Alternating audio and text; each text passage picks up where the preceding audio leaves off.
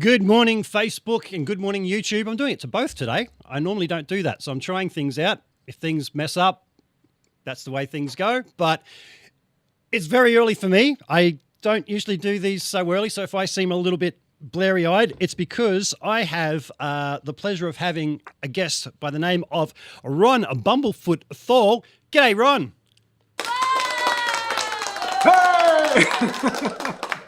Hey! Keep it down, keep it down. Yes, I got a room full of people over here. No, I just have a little control. How are you, man? I am good. Thank you for waking up early and doing this. I hope it's a good, strong cup of coffee. It is. I always make it a double. It's instant coffee, but I always put 2 scoops in there, and it's a very big cup. So I've already filled him in. If I start doing this in the background, that means keep talking. I need to run off and go to the bathroom or something, but hopefully that won't happen. Mr. Bumblefoot, Ron. Do they call you Ron or Bumblefoot? Please call me Ron. Ron, okay. Yeah, that sounds Bumblefoot good. Is so inhuman. Yeah, I'm sure we'll get to why Bumblefoot. That is a very cool name. Thank you. It's either cool or horrible, depending. Thank you. So, Ron, as I said to you before, I don't know too much about your background, and I detect a bit of an accent. Where are you from? Brooklyn, New York. Really? No. Yeah, I know I got a weird fucking voice. It's I don't know how it happened, where it happened, like where things went wrong, but I've lived in New York City all my life, well, half my life in New Jersey, which is kind of the same, the other half of my life, but somehow I ended up sounding like Yogi Bear. You sound European to me.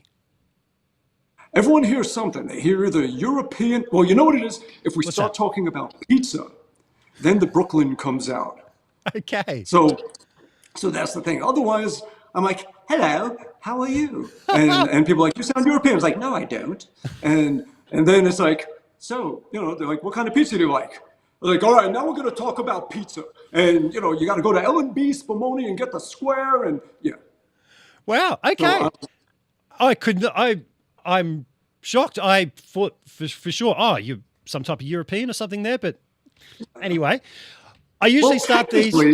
Yes, sorry. Keep going. One could say that, I'm sorry to interrupt. I'm sorry. Most of New York are Europeans, and most of them now at this point come from Europe. It was built by the Irish and at least Manhattan and with Ellis Island and everything. My background originally, a lot of them came from Poland and Belarus. And when the Nazis started doing their thing, my grandmother and grandfather changed their name to something that sounded more German, Blumenthal, meaning Flower Valley, and got out and made it to Brooklyn. And that's where my parents met and lived there as a kid, and then moved to the other borough right next to it, Staten Island, and would bounce back and forth between the two. I had a studio in Brooklyn for a while and stuff in Staten Island, and then for the second half of life, I've just been across the river right in New Jersey on the mainland. So technically I'm European-ish, maybe. No? That qualifies. That qualifies, yeah. Now, Ron, as I said to you just before, man, I had a bit of a listen, looked you up on YouTube, and I came across a new song of yours, Simon in Space, from Bumblefoot Returns. And that is some of the most original music and refreshingly original music that I've heard in a long time. Yeah, I take my hat off to that, man. But I just want to jump right back and just find out from you what sparked the fire for music for you. No, just life, anything. I equate it to coming home after a crazy day and saying, honey, you wouldn't believe the day I had. And you just want to tell the story. But instead of just saying it like this, you say it like, through music, you tell a story. And I think everyone that makes a song or writes a poem or writes a book or paints a picture, it's all because they have some kind of story they want to tell. Yeah. One where they just connect to people in that language instead of talking. Yeah. So did you originally start out on guitar or did you start on another instrument? I was 5 years old when I moved from Brooklyn to Staten Island, and there were all these kids my age. They all had older brothers and sisters that were buying albums, and their parents were buying albums. So I would go over to the neighbor's house, knock on doors, like, "Can I come in? Want to play?" And come in, we would just hang out, and there would just be albums everywhere of all these just, current releases of rock albums. Paul McCartney solo albums, Elton John albums, just whatever it was. I remember vividly. And then I picked one up. I was 5, turning 6. This was around September of 1975. Yes, I am old, proudly. Happy to have made it this long without... So we put it on. I remember I went up to my neighbor Bob. We went into his room. He had his turntable. We sit on his bunk bed and just put on the record and just stare at the speakers like we're watching TV. Wow. And it just blew my mind hearing that album at 5 years old. And immediately I knew, like, this is what I want to do. I want to be in a band. I want to be in a rock band. I want screaming crowds. I want that energy. I want all of that. And at that age, I started trying to make it happen with what, like, few tiny tools I had at that point. Didn't have a guitar, didn't have anything. So I wanted to be a drummer because I could at least go like this on my knee. Yeah. But my older brother, wanted to be a drummer, and he was 2.5 years older, better motor skills. He got to be the drummer.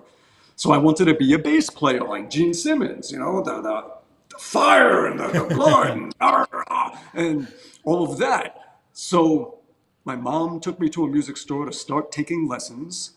And I'm like this little kid is like, "I want to play bass." And, I'm this big, a bass is this big. It wasn't going to happen. They didn't have any kid-sized basses, and they didn't want to lose a sale. So they lied to us and said, in order to play bass, to become a bass player, you have to take 2 years of guitar lessons. Wow. And they sold kid-sized guitar and started taking lessons, just studying all the academic stuff, reading music theory over the years, getting into classical and jazz. And when I would go home, I would jam with my brother and the neighbors, and we had a band, and we would put on shows in the backyard and then at the school. And then when I got my puberty mustache at age 14, I started playing bars because it was the 80s and no one gave a shit how old you were as long as you looked old enough.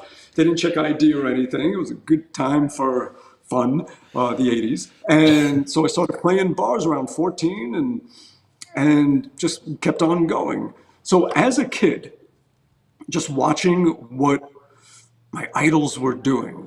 They were writing songs, they were recording their songs, they were doing shows. So I did the little kid version of that with whatever I had available to me, which at that age, you don't have much, but also at that age, you don't have the ego and the superego and everything battling yet and saying, I can't do this. Sure. You're just completely open and you just make it happen. So I would write songs about what I was interested in. And at that point, I was mostly interested in astrophysics, is what we call it when we're adults. As kids, you just say outer space. Space, yeah. So I'm very interested in space, and it never went away, obviously, and still am. And my first song I wrote was about the planet Jupiter. Cool. I didn't know what else to write about, so it was called Jupiter is Nice. And I didn't know how to make melodies, anything original yet, because no one really does. You simply take all the things you hear and you build a vocabulary until you can say something of your own with all those pieces. And I didn't have those pieces yet at that young age, so I would just steal melodies and everything from what I heard on the radio. So my very first song, Jupiter is Nice, I stole from the band Sweet, and I ripped off Fox on the Run. So it was just like...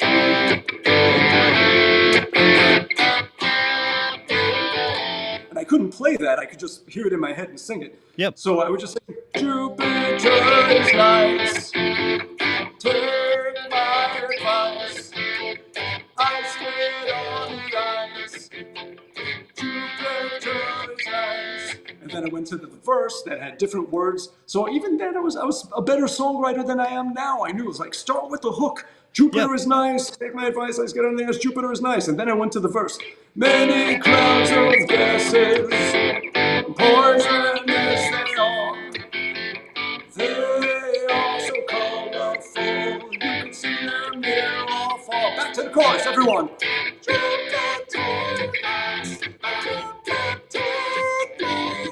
Thank God Sweet didn't sue me. I never did anything at that young age.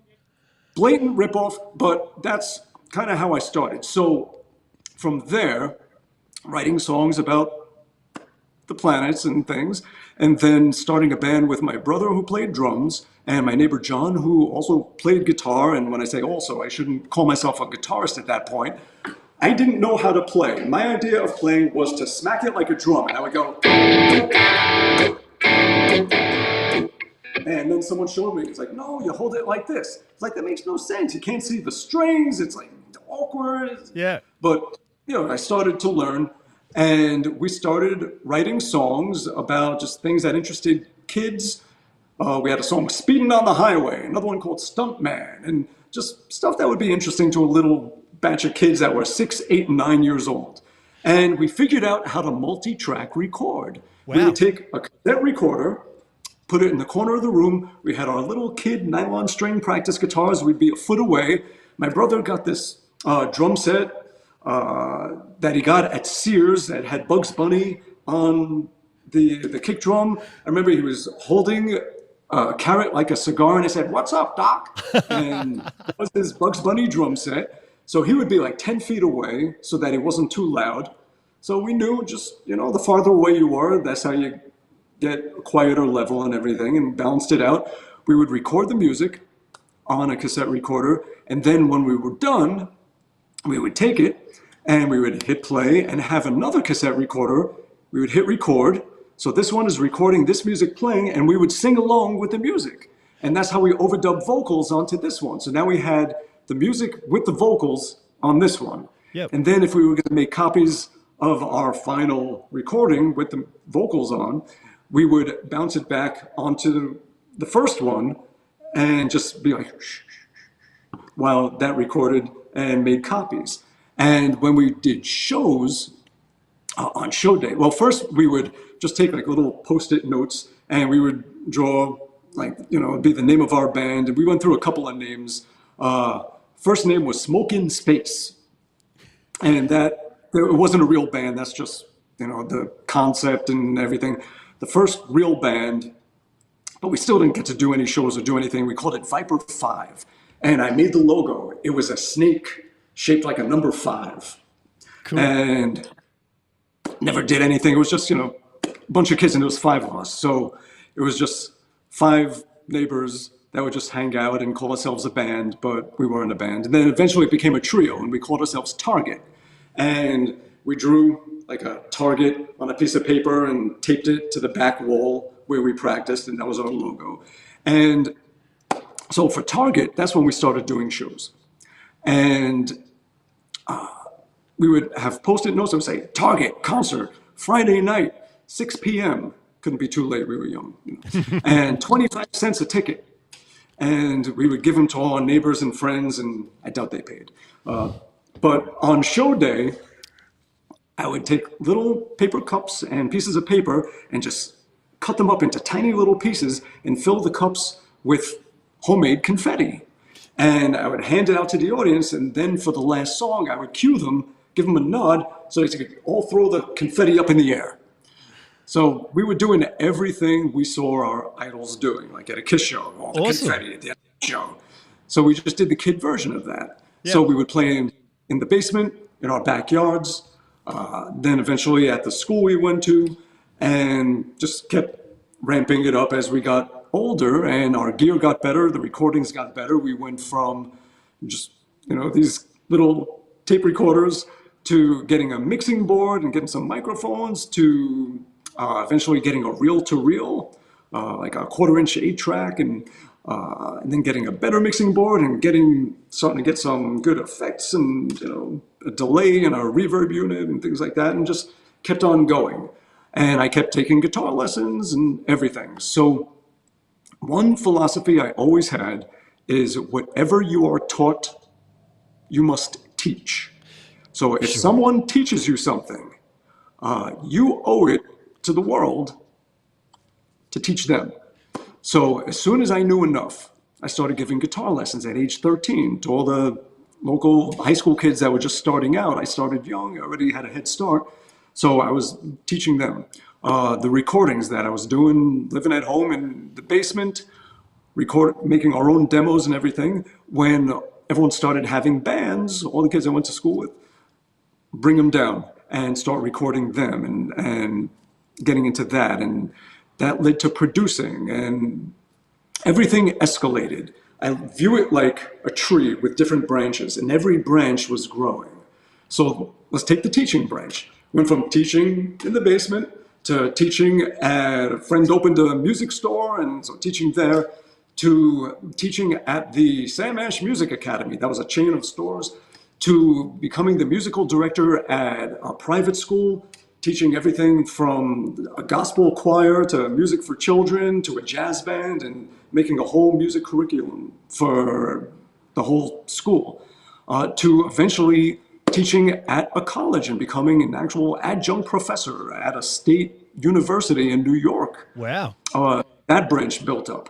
The recording branch, that allowed me to be able to record my own albums and to record other people. It led to doing more producing, where first you're just recording the bands, and then they start asking your advice for things and trusting you with the mix and all that. So now you're a producer. And then they say, hey, do you want to lay down a guitar solo on the song? Yeah, why not? So now you're becoming a session guitarist. And that branch keeps growing and growing. And then doing all the gigs and having cover bands and original bands and everything, and just having a million bands with your friends. That starts leading to, hey, do you want to do a gig? Could we hire you as a guitar player? And now you're getting into the whole hired gun thing. And that branch kept on growing. Everything just kept on growing. And whatever I learned how to do for myself, I did for others. And your circle of people, your world, keeps on growing in that way as well. It just feels like the thing to do. Yeah. Yeah. So I'm talking a lot. I'm sorry. No, that's fine. That's fine. I actually like it when guests do that. I've had a couple of years off from doing this. Because I'm going to university studying music myself. So I've been a bit quiet with doing this for the last couple of years. I've just started building it back up. And I've had a couple of guests where I've had to pull the words out of their mouth, but I had a really good guest yesterday who I just asked him a question. He'd talk for half an hour. I went, this is perfect. So feel free to just keep talking, Ron. Yeah, that's amazing, man. And like you say, how things just branch off into different little areas. Very similar story to me where, you start doing a bit of production here for yourself and other people hear it and then they want you to do it and playing for others. Now, you said before, are you a professor? Well, I don't get out there anymore because the touring killed a lot of it. So Yeah. I was teaching, semesters every semester, and then I joined this band that had a lot of touring, and I couldn't make my own schedule anymore, so I had to cut down on that. So between legs of touring, I would come back to the school and do like a day with everybody and do that whenever I could. Yep. Yeah. So did you find through teaching, and I really like the way you said, as soon as you learn, you need to pass it on and teach others. Did you learn much from students coming up? Was there ideas that you went, wow, I would never have thought of that? And, did you find yourself learning from students along the way? Absolutely. Everybody has something to teach and something to learn. Both. Yep. Yes, Yep. we are all forever students, is how I Yep. look at it. It's like you never stop learning, and you learn from experiences and you learn from people. Yep. Yeah. Yep. Now, there's a bit of a kickback. Some people think that, oh no, I don't want to know music theory, that will destroy my creativity and all that. And I just think that's utter bullshit because, as I said to you before, man, like when I heard Simon in Space, I thought, fuck, this is some of the most original guitar playing I've ever heard in my life. And I think knowledge helps you achieve that. Really? Would you not agree? Well, I think knowledge doesn't hurt. For me, I'm a little biased. Always have been a sponge for learning anything and everything. I don't feel that learning why music works hurts your feel. It doesn't sterilize you. I don't feel like ignorance is bliss when it comes to that. Because you can put all that aside and you just play for the feeling that you have. It's like, okay, I know shitload of music theory, but that's not going to stop me from just, if I go to jam a Ramones song, I'm just going,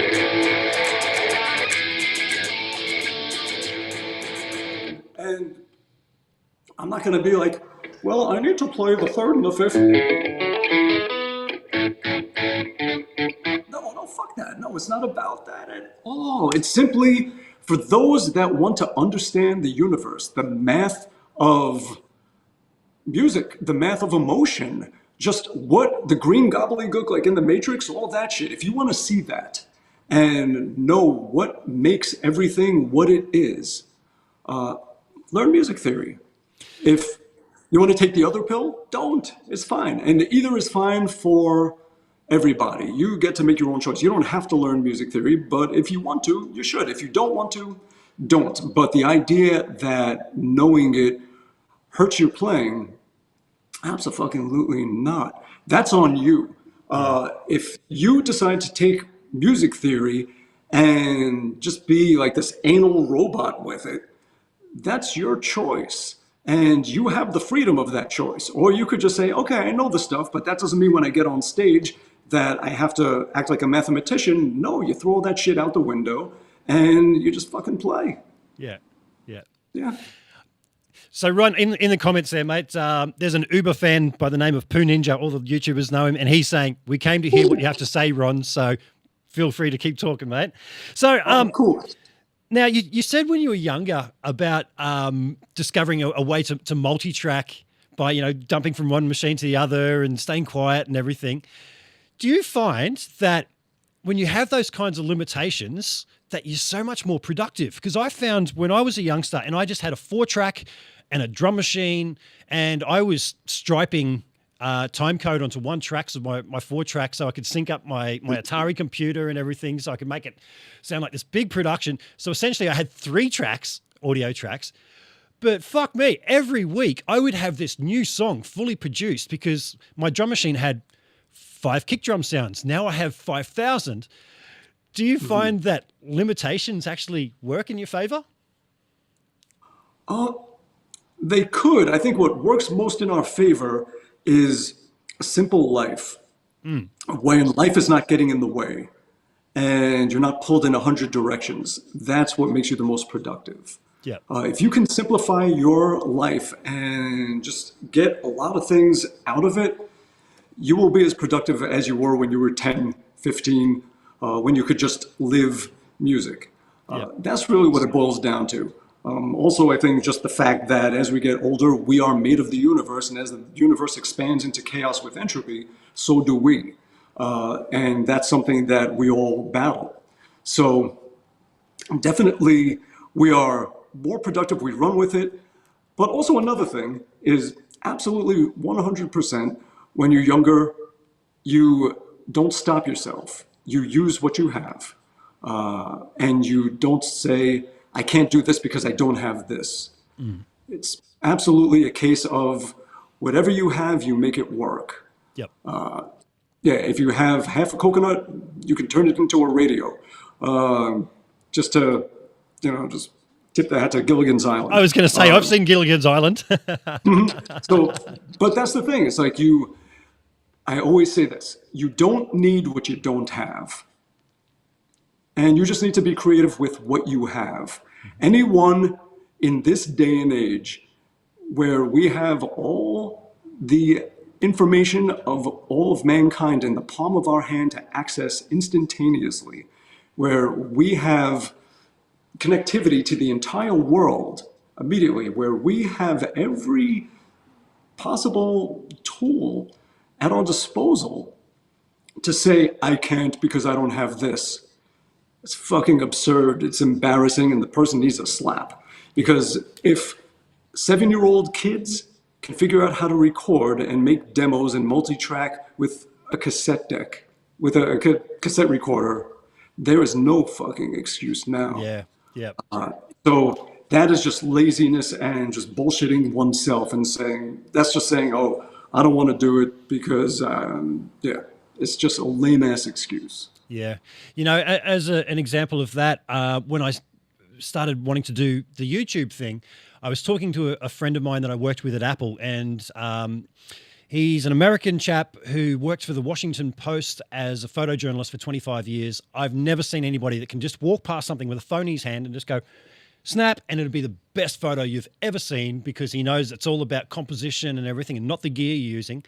And I remember talking to him and saying, oh man, yeah, I'm saving some money. I need to get this camera. Everyone's saying I need a Sony A7 Mark III and this and that. And he was the one that said, no, what have you got? I said, oh, somebody lent me this really cheap Canon. He goes, that's good enough. Just start and make do with that. And it was the best bit of advice anybody ever gave me, because you learn the art with what you've got. And then when you get the fancy stuff, it's even better, because we've all seen the guys with all the gear who have no idea how to use it, right? Right, yeah. It's like your main piece of gear as a photographer, your eyes. And everything else is just an assistant to that, is just help for that. Yep. Same thing like in the studio. The main piece of gear is your ears. It doesn't, like I've heard such shit come out of $1 million studios and amazing things come out of someone's bedroom laptop. Your ears are the main piece of gear, and so are your eyes. And everything else is just an assistant. It's not your boss, it's your helper. Yeah. We tend to make technology our boss, and that's when we start to fail. That's when we start to lose ourselves and weaken our ability. Yeah. So yeah, it's... Now, speaking of gear, there's quite a few comments about your guitar already, and I'm sure it's quite an evolution that got you to playing a double neck and etc. What was your first guitar? My first guitar, my first electric guitar, it looked like a Sunburst Les Paul, but it was not a Gibson. It was $80, and it was just some Gibson knockoff. A company called Pace, P-A-C-E. I have never in the rest of my life seen a guitar from a company called Pace. I don't know where this thing came from or who made it, but that was my first guitar. Yeah. After that, I got an Ibanez Artist AR-50 BK from 1980, which was a real nice guitar. It was more of a jazzy guitar, though. I wanted, at that point, I was getting into, I should say metal was just beginning to emerge. And I wanted to play that, and I wanted something with a vibrato bar and something that screamed. So from there, trying to get something with a bar, I got a Fender Stratocaster in '82. And the thing hummed like a lawnmower. It was just like, Sure. Yeah. And so much feedback and just a real weak sound. It would not stay in tune. It was just weird. The neck didn't feel right. Didn't like it. So I started painting album covers, mostly Iron Maiden albums, on the backs of dungaree jackets for $20 a pop. Cool. And saved up enough money so I had $180 and got another Ibanez that looked like a Stratocaster, but it had a real good floating bridge, a good bar on it. And I got that after like 2 years. And that was an Ibanez Roadstar from '83. I got it in '84. And first thing I did is I chipped the paint off it and started doing weird things to it. I was very into experimenting and deconstructing and modifying guitars. So eventually that became the Swiss cheese guitar, where I put in new pickups. Actually, it was DiMarzio. They wired it up for me. And they put in the setting of pickups that I still use now, which is a DiMarzio tone zone by the bridge, a DiMarzio chopper by the neck, and a 5-way toggle where it's your bridge pickup as a humbucker, then as a single coil, then the two together, and then the two out of phase, and then just this one. And that's what I use in all my guitars, is that setup. Wow. And that was my main guitar. I drilled holes in it. There was like barely any body left to it, and painted it yellow. And it was the Swiss cheese guitar. And that was my main guitar that I used for touring and recording and everything for 13 years. A $180 guitar that was missing half the wood. And it worked great. That was my guitar. Wow. From there, when I had my first real tour in France in 1997, and I was doing a clinic tour with my little Swiss cheese guitar, and somebody from a French company called Vigier, Vigier, they brought one of their guitars to the clinic and asked me to try it. And I remember being so stubborn. I was like, I'm not looking for an endorsement. I make my own guitars, blah, blah, blah. And he's like, just try it. I mean, just put it, who you hurting? Just play, just see how it feels. And sure enough, the thing played so much better than my guitar. And I realized just how terrible I am at making guitars. And I should really leave it up to the professionals that know what they're doing. So I met with Patrice Vigier, who was just an absolute wonderful, wonderful guy, such a good guy. And to this day, I still play Vigier guitars, and he's a dear friend. He's like family. Love him to death. And I've been playing Vigier guitars since 1997. And I experimented with making my own double necks and fretless guitars and all kinds of horrible monstrosities that, if you go to my website, go to bumblefoot.com, there is a gear section where I show pictures and have stories of all my old guitars. And you can see these atrocities, these horrible things that I made that were just awful. I should not ever go near a power tool and a guitar. Like, no, like it's, bad things happen. I don't know how to build guitars. I'm still working on playing them. But Vigier, we went to our first NAMM convention together, which is the big music gear convention. That was in 1998. And I saw one of they didn't make double necks. They only had single necks. And I saw the single neck fretless that they were making with the metal neck. And my eyes got big. I'm like, oh my God, why didn't you tell me you made these? And Patrice, I still remember it. It was so funny. He just looked up so frustrated, just looked up at the sky and let out this big sigh like, he's like, in the 18 years this company has existed, we have only sold one of them. Nobody wants these things. And I told him, I do. Give me one to take home. And immediately I started making music with it, writing with it. And it became a bigger and bigger part of my playing, to the point that I really needed like continuous access to it, where I didn't want to trade off and play fretted or fretless. So in 2009, started making these, and now I can do both. And in every band I'm in and all my solo music, I'm always trading off between one and the other, usually different tunings, where this one is tuned down.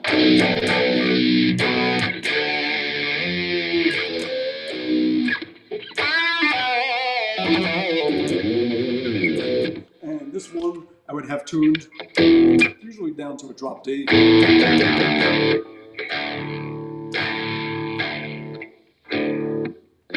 And I just switch between the two. So for my own stuff, for Art of Anarchy, for Sons of Apollo, for Whom Gods Destroy, all those bands, this is what I write with and the tuning that I have.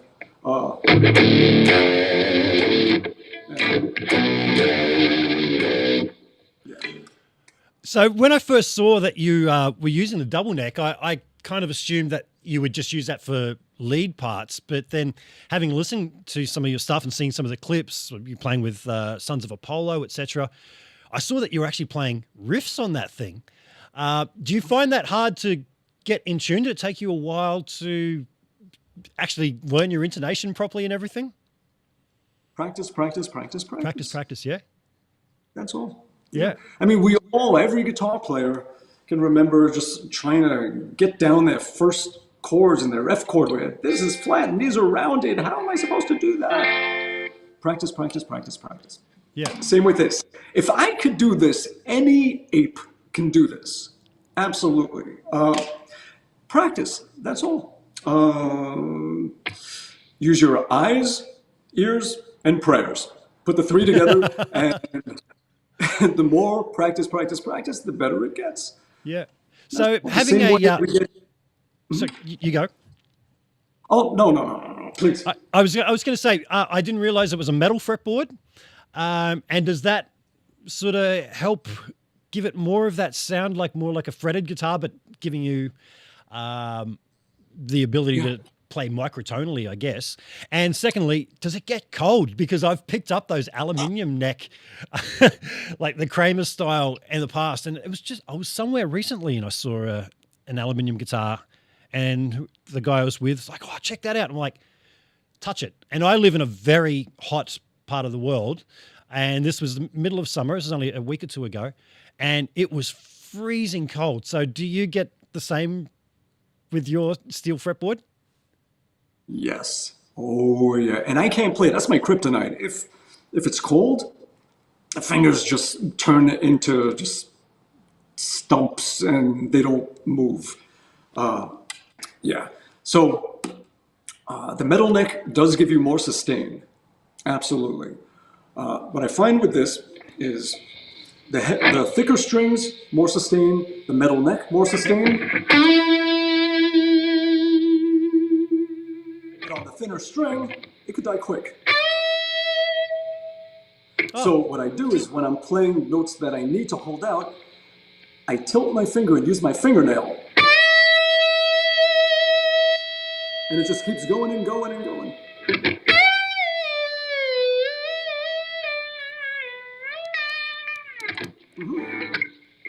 So I do a lot of that. And I would never have thought of that. It turns into just a stick of ice. Absolutely. It's brutal. Yeah, any chance I have to not play in the cold weather, I will take. Yeah, if I could have my way, I would live somewhere that's 90 degrees all the time. Yeah, yeah. So I'm interested about your choice of pickups there, because I've got a spare Damasio chopper, which I had in the bridge position of a guitar, and I was thinking about trying it in the neck position. And I heard some of your neck tones and thought, that's really nice. Geez, I wonder what he's using there. Is it the particular bridge model that you use? Sorry, the neck model, or do you think a bridge version might work in there as well? I think they make two. Bridge version of it? I think they make two. I could be wrong. I stand to be corrected if I'm wrong. I don't know, but all I know is I'm real happy with it. Yep. It has all of the articulation and humanity of a single coil pickup, but it's a humbucker. It has all of that stuff. Yeah. Cool. You know, you've really inspired me. I've got my very first guitar in pieces. That's it, just behind my shoulder back there. That was my original Strat, and I've pulled that out of the cupboard. I'm going to get it. It's absolutely gutted. Get a new pick guard made. I've got pickups and things laying around. And I thought, yeah, it'd be really nice to redo that. And hearing you say that you use the Swiss cheese guitar for the longest of times, that's really inspired me to do that. Now, Ron, hey, dude, stick that in there. I will. Amp-wise, did you start out with a nice amp, or did you have something pretty crappy and evolve? And what are you using now? I had all kinds of random amps, whatever they were selling at the store and the local music store. Different PVs and whatever else. And the first real amp I got, I was about 13, and I really wanted to get that Randy Rhoads tone. So I got an MXR distortion plus distortion box, and I got a Marshall combo tubes, 212s, and that thing sounded great. Absolutely. From there, I went to, I think I had a JCM 800 head that I had modified and had an attenuator put in it so that you could just blast everything, but it's not going to be the volume of being on 10. Yep. So it all just goes to that attenuator and you adjust the volume from there. And that thing cooked and it sounded so nice and warm and just great amp. Then I did an ADA MP1 preamp and then the Marshall JMP version of it.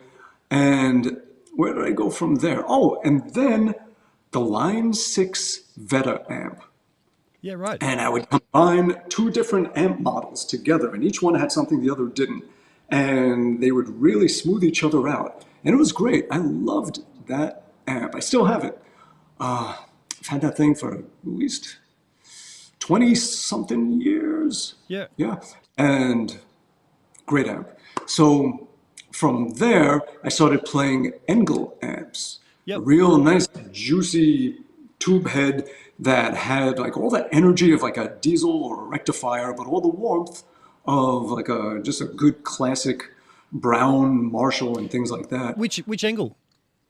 I was using the Invader 100-watt head was the Yep. main one I would use, Yep. which I don't think they even make anymore. Now I think it's just the 150 with all these dip switches in the back that you could really tweak it. So I would use that. And then I started using the Line 6 Helix pedal, going into the back end of it to use the power section of the Engel Yeah. and just get all the preamp and effects from the Helix. And eventually I just went to all Helix where I have custom presets that I made with this weird routing that really sounds like air moving in the room. It doesn't sound gritty and digi. So that goes straight to front of house. Yeah. Played Health, just going straight out of the Helix to the, and also just doing a clinic to 10 people.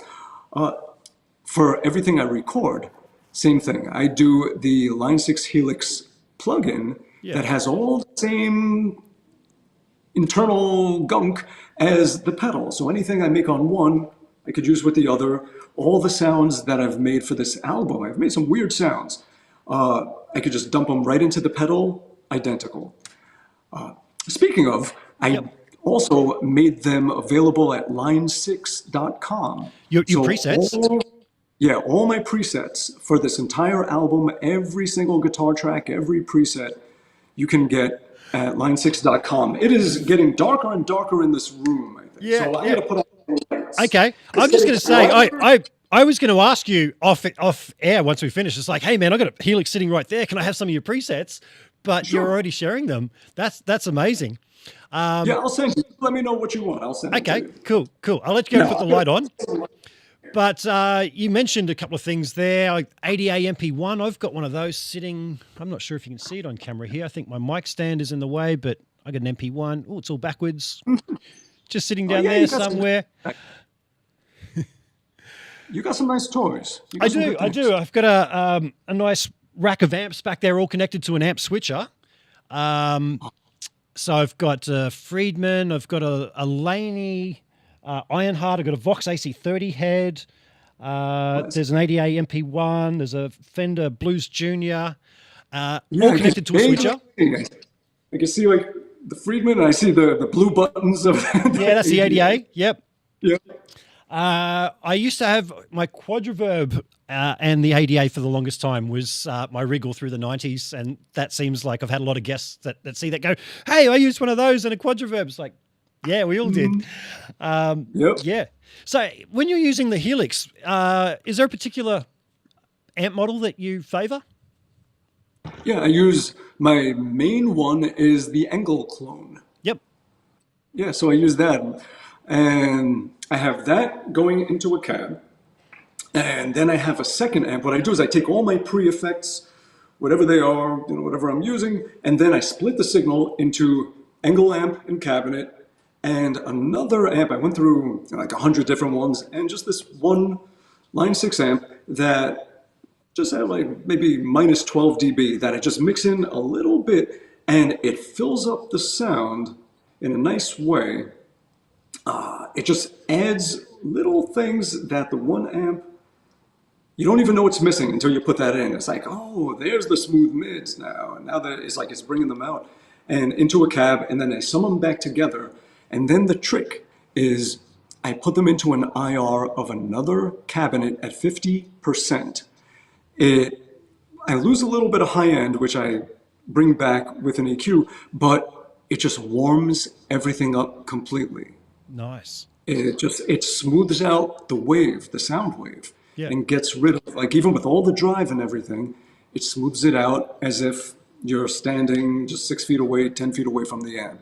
Yeah. And that is the trick to make it sound like just natural. Yeah. Wow. I'm going to have to download some of your presets and try this, but I have been playing with the parallel path on the Helix for my reverbs and delays. So I was take a split that feeds a reverb, which goes into a delay. Other way around, sorry. It feeds a delay, which goes into a reverb. But I keep my direct signal dry, so it's not being all washed out, but all my delays are washed out, and that's just a beautiful sound. It's something that I do in my music production on vocals, and I thought, why not try that on guitar? It's like, there it is. There it is. And it's just incredible, the routing and the possibilities you can do in this virtual world that would be pretty much impossible in the analog world. Yeah. Just couldn't be done. Yeah. I've made things where an expression pedal changes parameters of an EQ while slowing down a delay and switching amps and like all kinds of things that would take a whole room full of people turning knobs to do. Yeah. Amazing. It's wonderful. And I love this evolution. Absolutely. Speaking of photography, the things you can do now with, besides photo editing, but just the quality of the megapixels compared to paper, it is surpassed. We haven't surpassed real sound yet with what we have as far as sample rates and bit rates and everything. But we might someday. We might actually get it to the point where it's moving quicker than actual sound. And I guess someone would have to school me on that, whether it's even, I wouldn't say possible, but worth anything to do. If you would even notice the difference. I mean, they say that beyond a certain point, we can't hear the sampling rate or the difference in a bit rate, but I think we can feel it. Like you'll have things like, all right, we can hear 20 to 20,000, but it tapers in at 20 and it tapers out by 20,000. So if you have something that goes 5 to 80,000 and the taper is happening beyond what we can hear, you're getting the fullness that we experience in reality. So like there are little tiny things. I'm sure there's a lot of harmonic information that gets taken away by the limitations of digital. And, you know, we were talking about being educated in music, and I got to say that's one of the most fascinating things that I learned about going to university was the Harmonic series. Every classical musician seems to know about the Harmonic series, but you bring that up with rock musicians and they're just like, what? And I just found that absolutely fascinating to learn about that. You're talking about the ratios of doubling frequencies, tripling, etc. Okay. Now, somebody talked to me before on the chat. They asked about the thimble. Yep. And it has to do, a big part of that is relating to utilizing the harmonic series and just the divisions of lengths of string where you get those breaks and changes and using those. So the thimble thing is something I started doing decades ago where you have the string. We are shortening lengths of string by pressing down the string against the fret. It only vibrates from that fret to the bridge. Once we are beyond the fretboard, the notes can continue but we can't access them.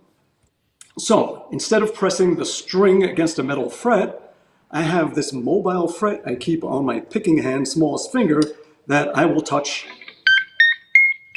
to the string to get the rest of the range. So, and you can keep on going like that. So, someone was asking before, and I apologize to everyone in the chat that I'm ignoring, like I'm not, because I'm looking at our host Yeah, here, no, so we'll come I'm back and go through the looking- questions later. Yeah, Yep. I apologize for not answering questions. So the trick to finding the notes beyond the fretboard has to do with the simple beginning of the harmonic series. And for those that don't know about it, here's a string vibrating 110 times a second. If we cut the string exactly in half, that's where your 12th fret is. And what it does is that 1/2 becomes 2/1, it becomes twice the speed, and we get an octave. Yes. If we cut the length of string into thirds, the 7th fret is where our first third is, and 1/3 the length of string vibrates 3 times as fast, and it gives us the 5th of that octave. And if you go 12 frets higher, you get the next break where the third is. Good. That's how Pythagoras came up with the cycle of fifths and figured out that there's theoretically, not perfectly, 12 tones before it repeats and you're back at the first one when you keep just taking the second to third harmonic and making that the foundation and making that the foundation and just keep pulling back the octaves of that and you end up with, well, let me tune this.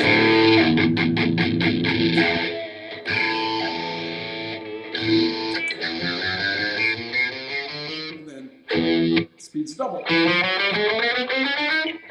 So anyway, we're dividing the string. Now, with that, if we just keep in mind that half the length of string gives you the octave, and that's anywhere on the neck. If you're on the 9th fret of the 3rd string, cut the string in half, and it'll be the octave. And the way the frets are arranged, 12 frets higher will always be half the length of string compared to your starting point. So, if an octave is 12 frets higher is half the length of string, then you could just remove one of those things. You could say, okay, let's say you're at the 17th fret of the 1st string. Okay. If you don't have 12 frets higher, you don't really need it because you know that half the length of vibrating chunk of string starting from the 17th fret is where you'll find the octave. So you just go to the halfway point and you hit it there, and that's how you'll find it. So when you're beyond the fretboard, when you want to find where the notes are, double it. Go back to where the fretboard is and cut that in half. And that's where you'll find it. So if you want to find the B note, the high B note, right there, you would just say, okay, where's the B here? Cut it in half. Yep. And hopefully, if you do it enough, your sight gets better at it and you can nail it. Yep. So I had guitarist Brett Garsed, Australian guitarist. Not sure if you know Brett. Yeah. Of course, yeah. Phenomenal. Amazing player. Yeah, and super nice guy. Now, Brett does a thing where when he picks exactly at the octave point of the notes and gets this harmonized sound by doing little pick squeals exactly at halfway. Smart man. Yes. Yeah. Pick and chirp at half the length of string.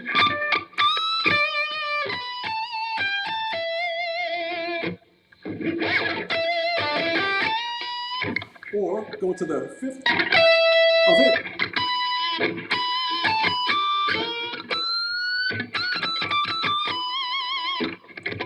Now, somebody that does... points where they break.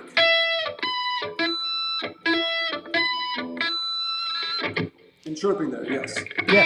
Now, somebody that utilizes the chirp that a lot of people overlook is Brian May, because he uses a sixpence coin to pick. And I was in a Queen tribute show for a while and touring, and I had, well, you can't get the old sixpence anymore, but as luck would have it, the closest coin in circulation to that is the Australian 5-cent piece, and it's got the serrated edge and everything. It's the same size. So a friend gave me a bag full of those, and you don't realize how much of Brian May's tone is that little chirp that you get from the coin at the start of the note. And once your ear picks up on it, go, it doesn't sound like him without that. Very interesting. Yeah, nice. Yeah. So speaking of the chirps, so here's the thing now. You have these division points starting from the center, and then you have thirds, quarters, fifths,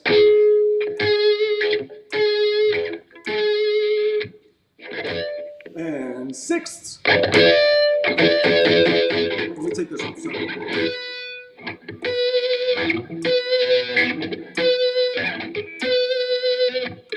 So what you notice is that they're the same distances. They're the same. Like from here to here is the same as here to the 19th fret. Everything is like a mirror. The distance that you find these division points, which makes sense. A quarter, each quarter equals itself in length. So this first quarter is the same distance as this third quarter. So that means that whatever happens in one direction happens in the other direction. So with that, we have a neck and we have these fretted notes working toward the center. So another way I use the thimble is that whatever happens in this direction can happen in this direction. If the harmonic series does it, the string itself, when you shorten the length, should do it as well. So if I am going to go from an open string to the first fret, and I'm shortening the length of string by that much, if I take that spacing and just stop the string from vibrating in front of the bridge and do the same. Cool. So what I do is I play from both directions of the neck. And that Simon in Space video, you could kind of see it there where extending bends, where I bend, but I also almost, like I use the thimble to sort of move the bridge forward so it shortens the length of string and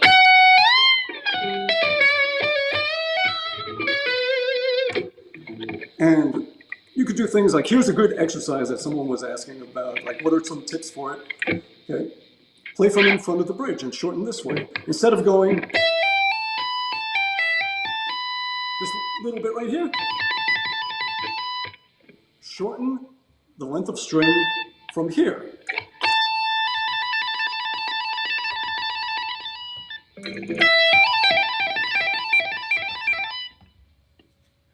Very cool. From of the string. Yep. And this one, it slides. So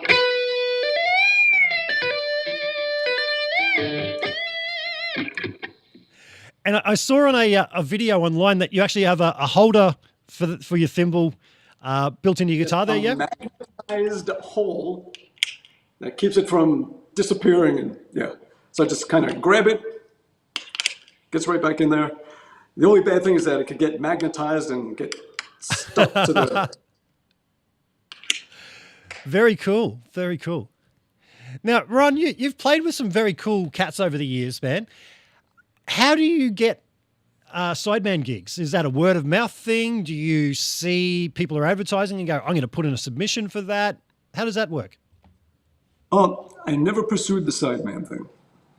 It's just something just comes out of left field and hits. That was not my goal to be a sideman. It's just that people say, hey, you want to play together? It's like, okay. But my main goal was always to just do my own music and have my band with contributors, and we're all writing and playing in one big happy family, yay. And every once in a while, someone would reach out and say, hey, you want to play with us? So, like I did summer of 2009, played with Lita Ford. Cool. Remember, I did one gig where I was for a show in New York where I did a whole set as Nancy Sinatra's guitar player. Wow. So just like random things. Yeah, and got to play with some cool people. Yeah. The comedian Sandra Bernhardt. With her. Yeah. Yep. Yeah. She was such a sweetie. Who else? One time Satriani called me on stage to jam with him at like a big place.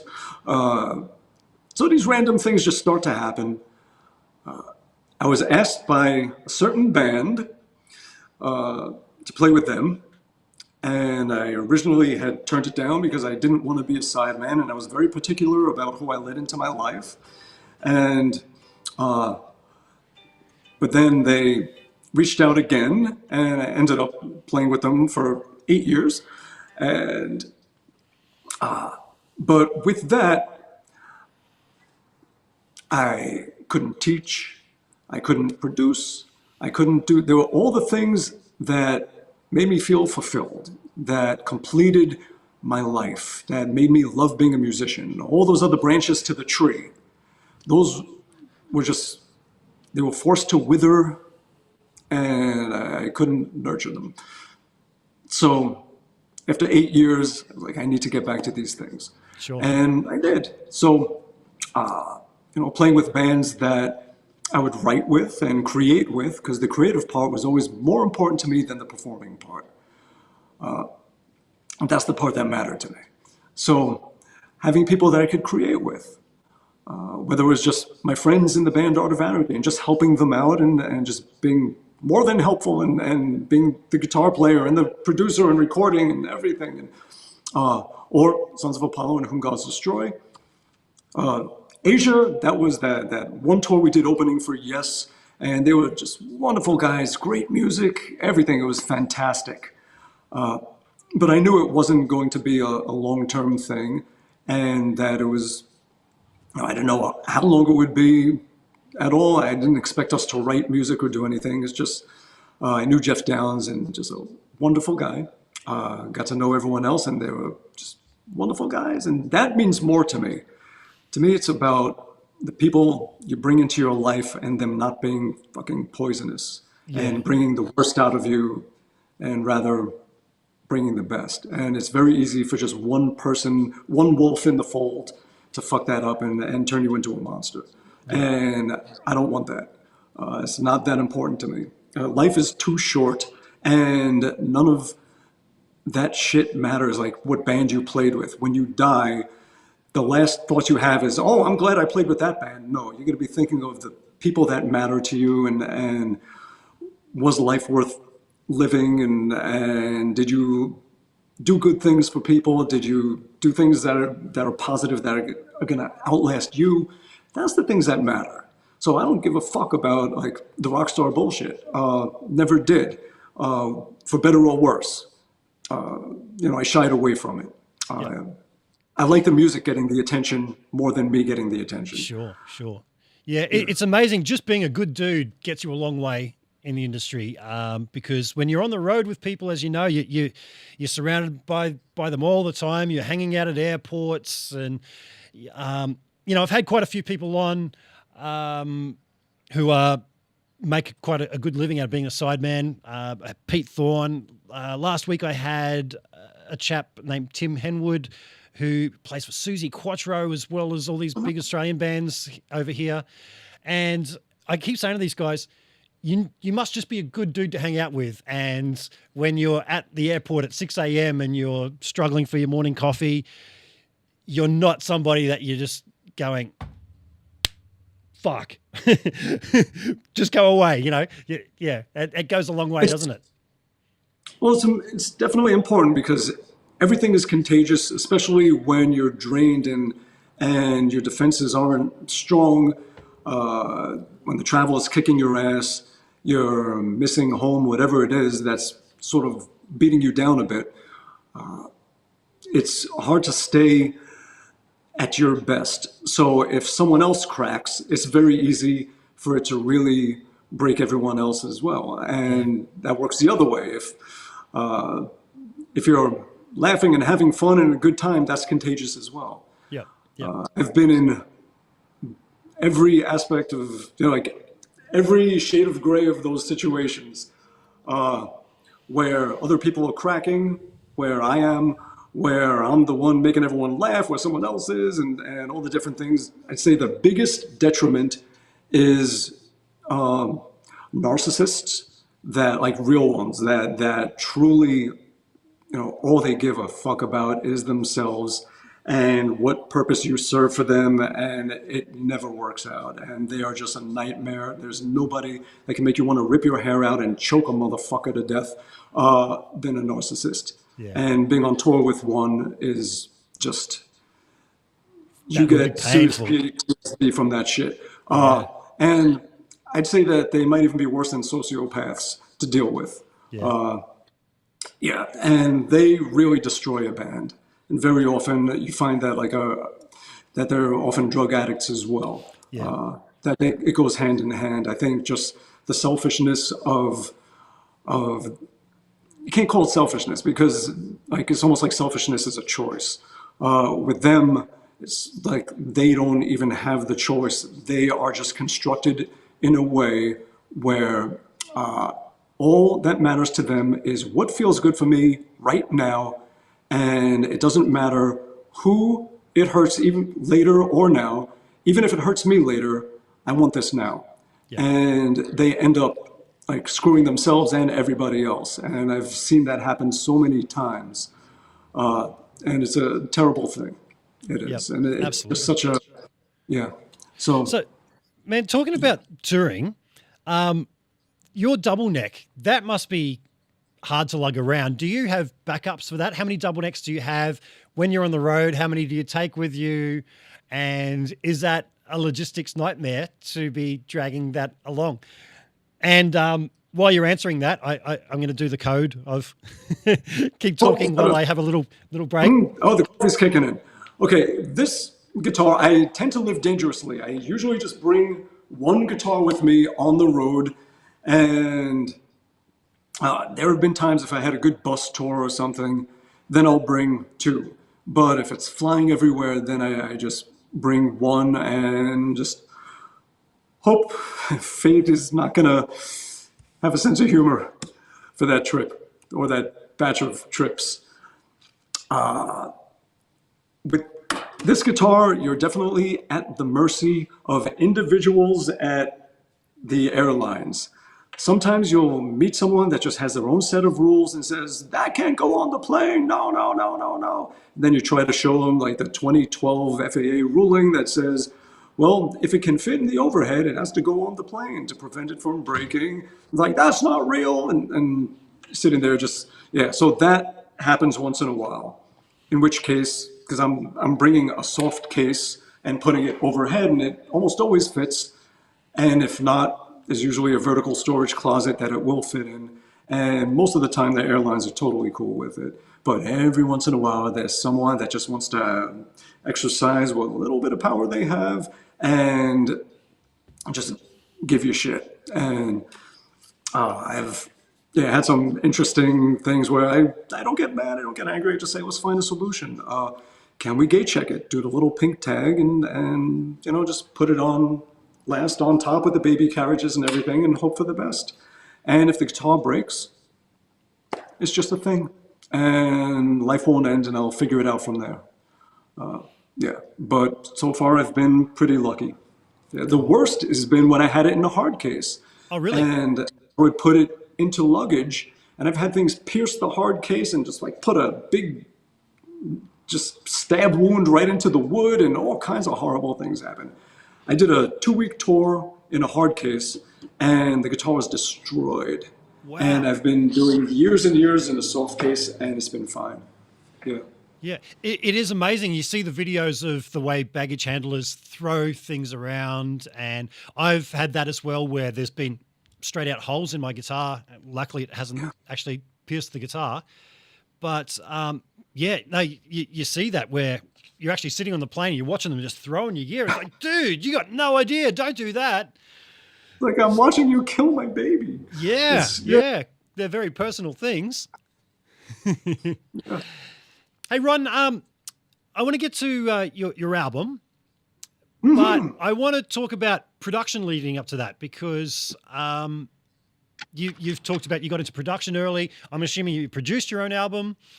How did the journey start for you with production? Were you start out early days like with a notator Logic setup like some of us did, or what was the progression for you with production?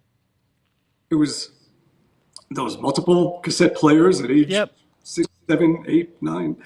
Eventually, just getting a better mixing board and then getting a Fostex 8-track 1/4-inch 15 IPS machine, and that thing sounded so good. Holy shit. Wow. And it's nothing like squashing tape. Yeah. And then getting 2 ADATs and a Mackie board. Yep. And then working in a studio that had DA88s, the Tascam version of the Alesis digital tapes.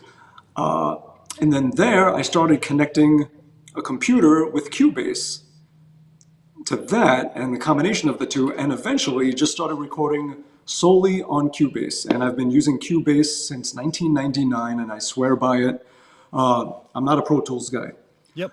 Cubase, back in the day, they were the first ones to go to 24-bit, where they saturated, they created the random dithering noise pattern that sounded the most like squashing tape.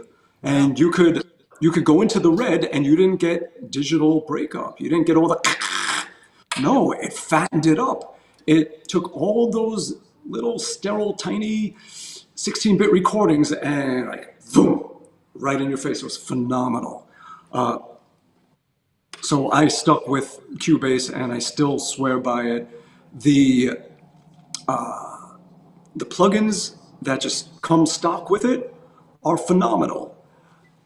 Okay, the best tool, the best weapon that you have in Cubase, and I don't know any other programs that have it, is a multi-band envelope shaper, where you could control the bands of, it has 3 crossover points, so you have your lows, you have your low mids, your high mids, and your highs. You could control the peaks of things and add a sharper, bigger transient. Yeah. You could, how much it grabs for that transient. Yeah. It controls your release as well, where it's almost like you're amplifying the resonance in those EQ ranges or squashing them down.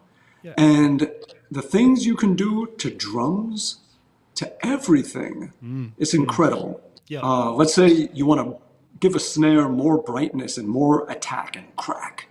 But every time you brighten it up, that hi-hat bleed is just exploding and it's just unmixable. Yeah. But with this thing, you find the range in the high mids and you get high attack. And let's say you want to boost the highs.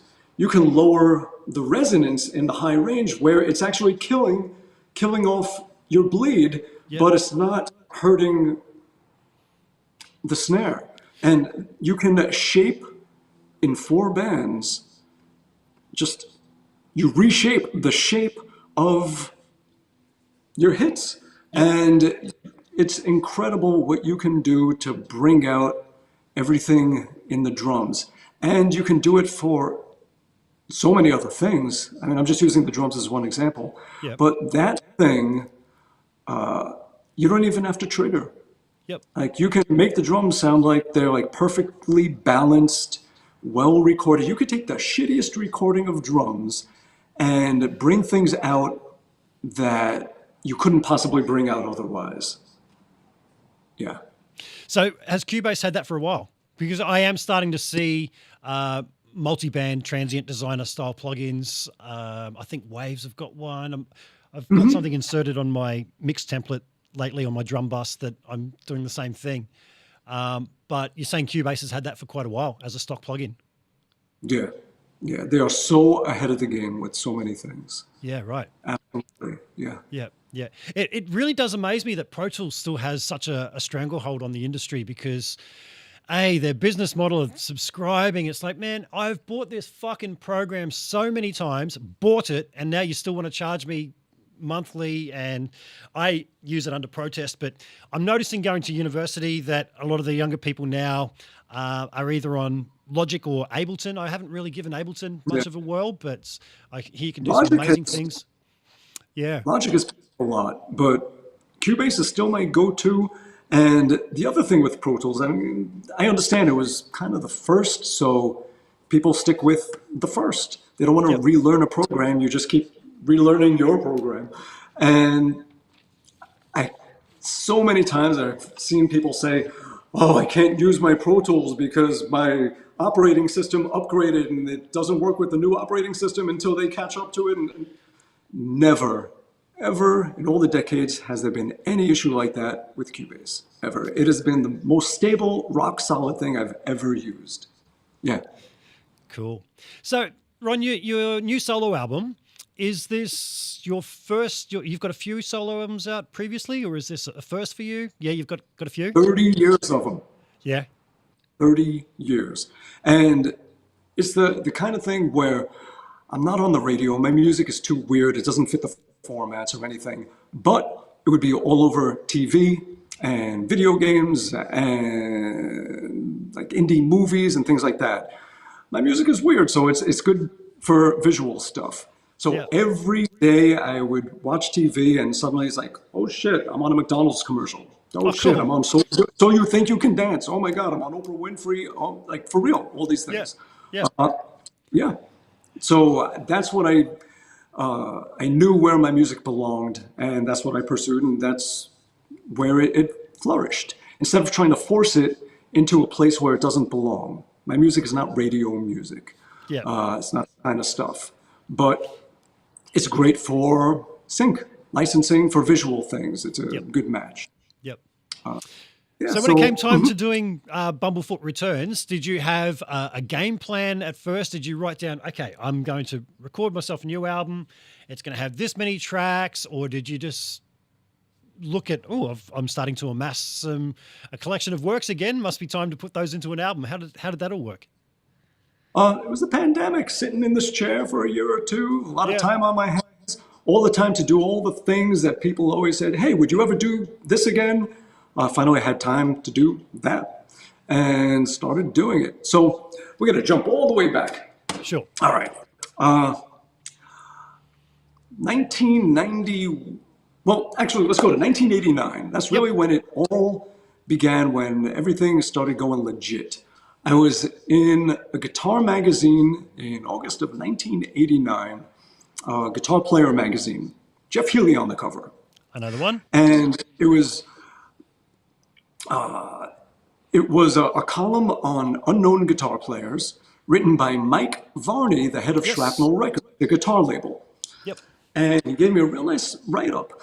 And we talked about maybe doing something on his label. He proposed a band situation with a drummer and a bass player doing some instrumental music. And I told him, like, it's not really what I'm looking to do. I've got my band, and I'm into vocal music. I'm into rock bands and metal bands, and that's what I want to be part of. And that's how I want to enter this world, is doing that, not being an instrumental guitar person.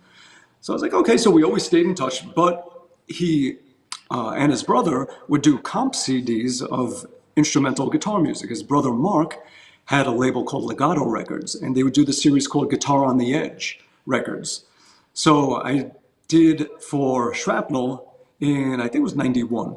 They had one called Ominous Guitarist from the Unknown. And I did a version of a Chopin piece, like this kind of shred metal version. And just did that whole,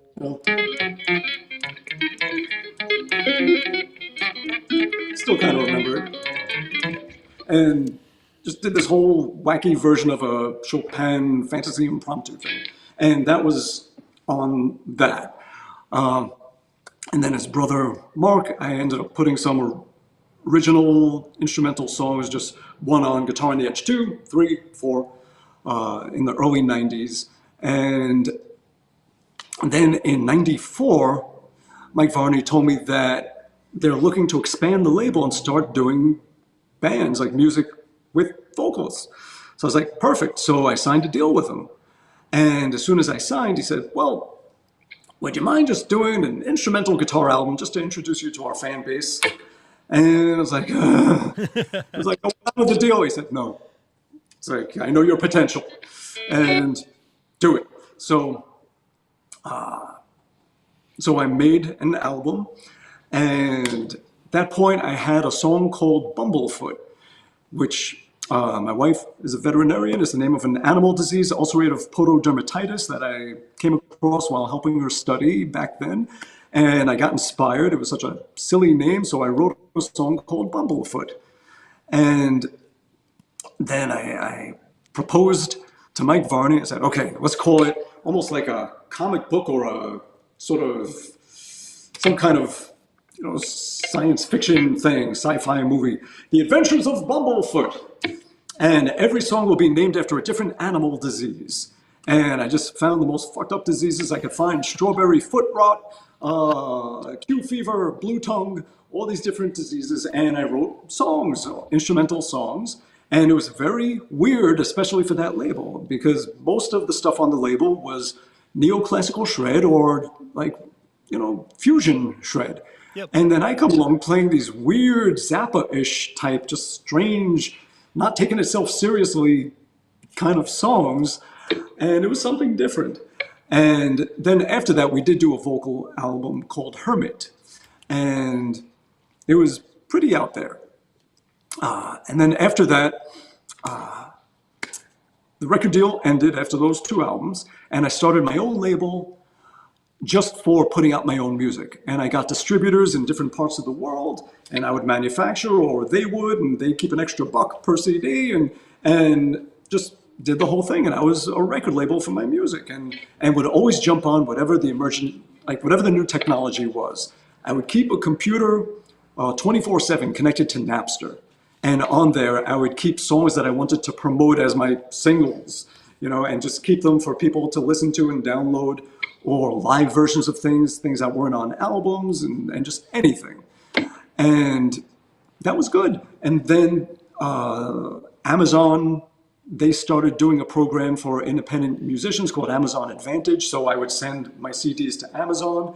And then this nice guy named Derek Sivers reached out to me and said, oh, I see you're putting out your own CDs, and I'm starting a company. Would you like to sell them online at my company? And he was just working out of his apartment in New York, and the company was called CD Baby. So I was one of the first artists there, and started doing that, and just always, So I put out many albums, and every year I would put out an album of all kinds of wacky music, and most of it would be vocal music, but I would throw in here and there a guitar instrumental. And I would think of it like, well, Van Halen does it, they puts on Eruption and Spanish Fly and intro to little guitars and things like that. So I can still do some instrumental music and not feel like I'm changing my path of my trajectory of where I'm trying to go. So I always did that, and they were doing better and better, and things were going well. Then I started getting involved in other bands, and it slowed down my progress of what I was doing. The albums became more few and far between, in between all the touring and everything else. So I did, in 2008, well, there's a long list of albums. If you go to bumblefoot.com and click on discography, the first thing you'll see is all the albums and everything there. And then you'll see click on top, there's bands and there's guest appearances. I finally redid my website last year. Like 2008, I think, was the last time I had fixed up my web.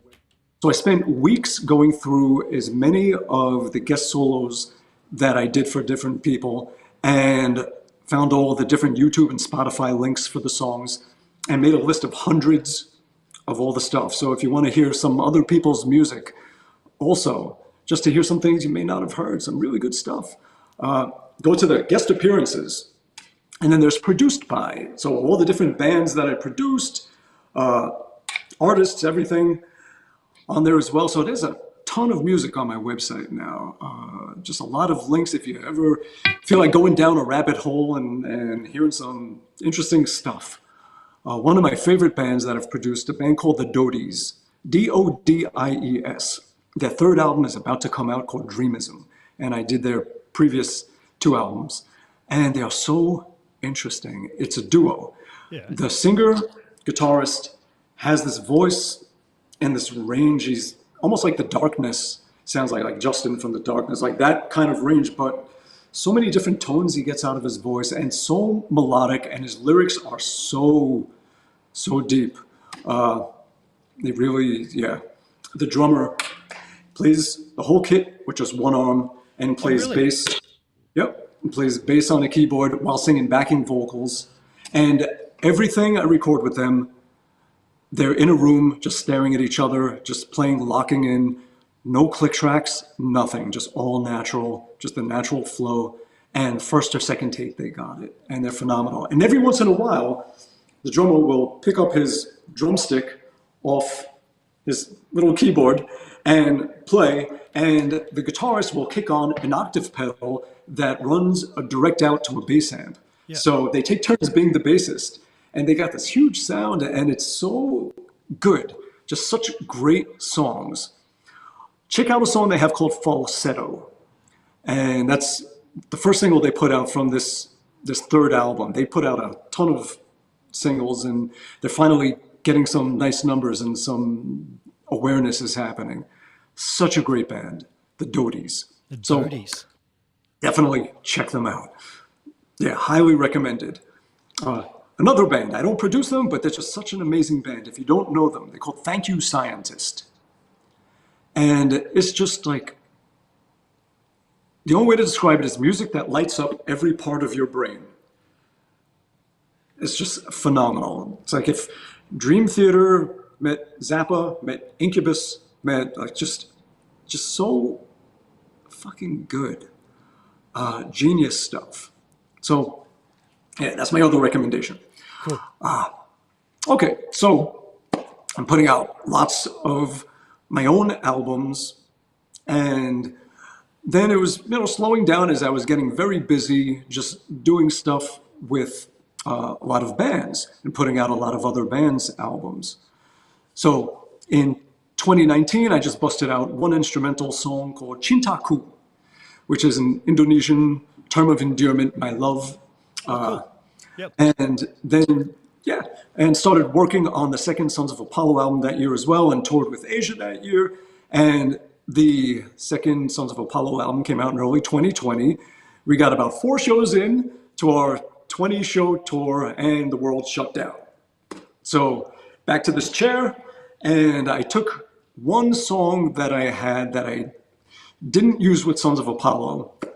I had this riff that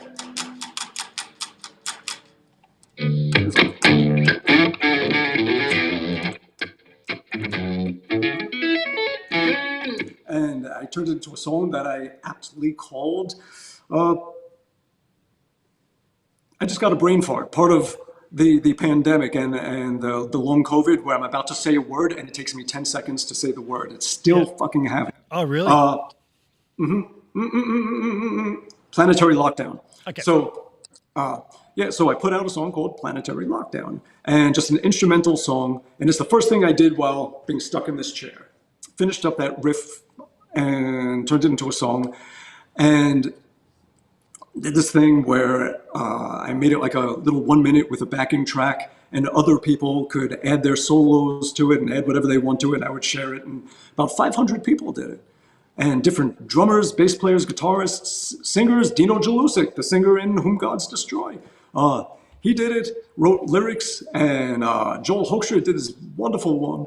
All different people, horn players, keyboardists, and it was a nice way for everybody to just stay musically connected while we're all isolated.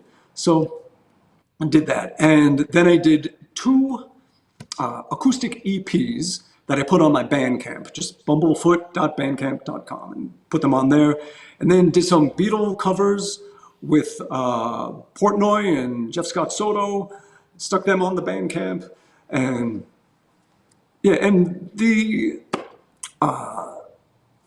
people would ask, would you ever do another acoustic EP? Like I did one in 2008. I was like, yeah, someday. So now I had the time, so I did 2 of them.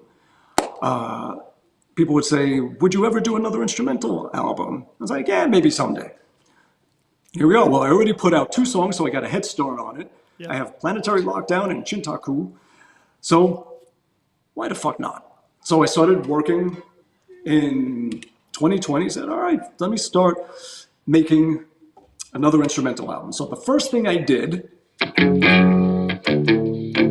is I took a riff I had from when I was 19 years old, from 1989, and it was a riff that I just never turned into a song, that's just been collecting dust.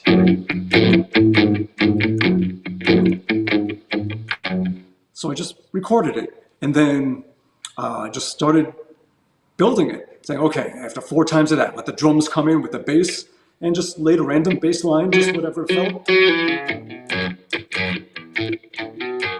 And then just came up with a melody, just whatever, without overthinking it or anything, I just usually hum something and then just play it on guitar.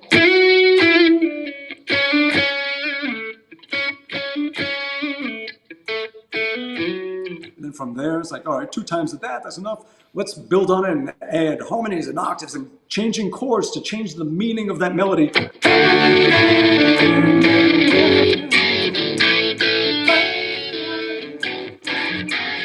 And just where to go from there.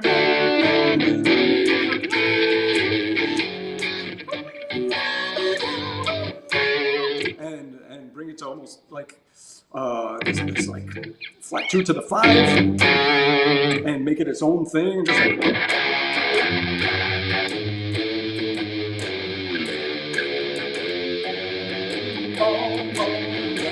back to it. And then it was like, oh, picture a long stretch in the middle where there's just like this open playing field to just jam for however long. I thought about it. I was like, all right, this is a riff from 1989. And I just thought about how I was in that guitar magazine in 1989. And from that magazine, this teenage kid guitar player wrote to me and said, hi, I'm a guitarist from the UK. My name is Guthrie. I'd love to hear your demo, and here's mine. And yeah, Guthrie Govan. And we became pen pals. And we would write to each other handwritten letters and send each other cassettes of just like song ideas and demos and say, here's what I did in this riff. And like handwritten transcriptions, and it was before email or anything, and we were just actual pen pals. And for years. And anytime I was touring in Europe doing solo tours and stuff, and I would pass through the UK and he would join and hop on stage, we would play together, and if we would do NAMM shows, we would just sit on the floor for an hour and just jam. And, wow. And it was great. So I thought, if, you know what, I should ask him if he would trade off with me in this song. And if we could just do some of our jamming that we do. So we did. And he threw down these great Guthrie-esque, amazing little solo bits where he went, I went, he went, I went, and then back into the song. And, so that was the first thing I did, thinking, okay, I'm going to make a guitar album. That was the first thing. And I did not want to have a lot of guests. I didn't want it to be like this whole, variety hour with this and this and this and this and this. I figured that might be it. But as I was writing different songs and they were coming together, I just started seeing that final puzzle piece with these songs, and it was not me. Certain things that I can't do. I could imitate and channel and try and just imitate, but it's not me. I'm just playing someone else-esque, someone else-ish, and I wanted to get the real deal. So there were really 2 songs like that. The song Monstruoso, where it has this dubstep, monstrous, going on throughout it, and it all dies down. It turns into this whole other, just goes to this other thing. and it's like a different song, and then it just kicks back in, bam, just hits so hard. And I knew it needed something that sounded like it was not from this planet. It needed something that sounds like an alien. And I could make some weird sounds, but the best person to do that, the most qualified person on this earth to sound like he's not from this earth, is Steve Vai. So I asked him, I was like, would you lay a solo on this? And he's like, yeah.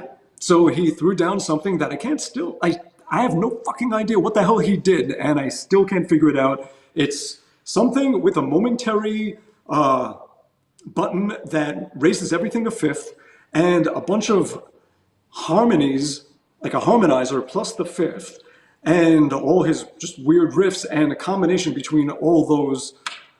I spent weeks trying to figure out what he did, and I think I figured it out. I was slowing down his recording of his solo track to see if I could hear like an open string accidentally ring out between notes, and if I could hear it, if it had harmonies on it or anything. Like, I just,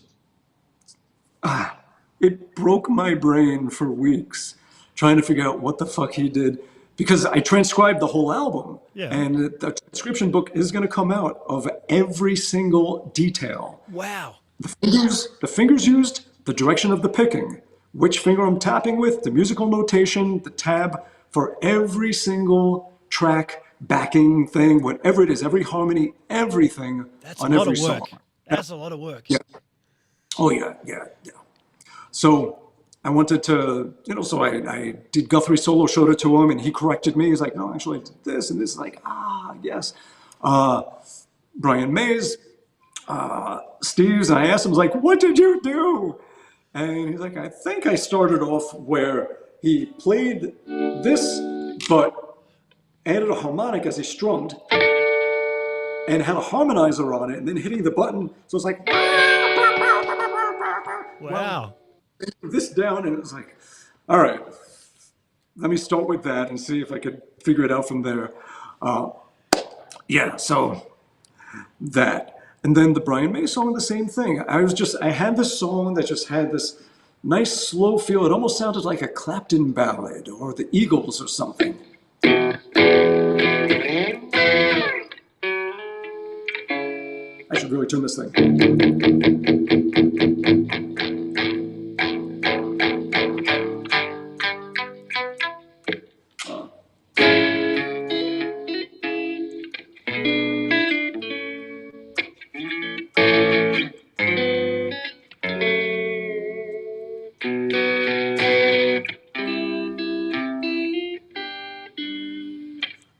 I could almost hear Clapton's voice, like in his falsetto. Yeah.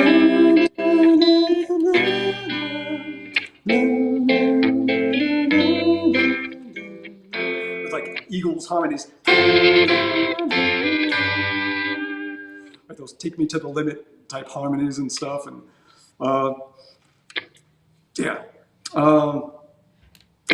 So I was good friends with Jerry Gaskill, the drummer of King's X. Oh, yeah. And we just had dinner 2 nights ago, and every time we would get together, we'd say, we should do something together.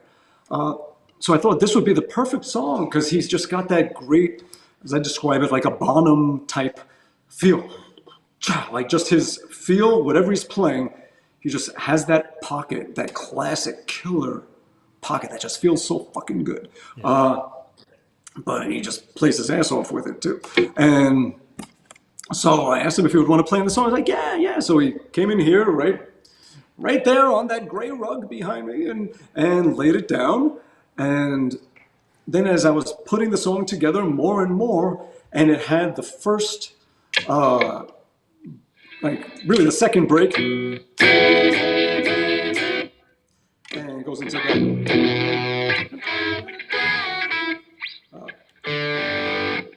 That's just me out of tune.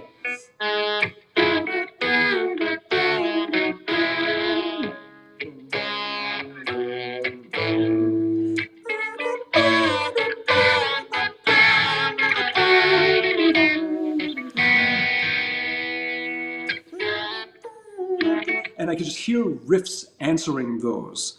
And the riffs I heard were very,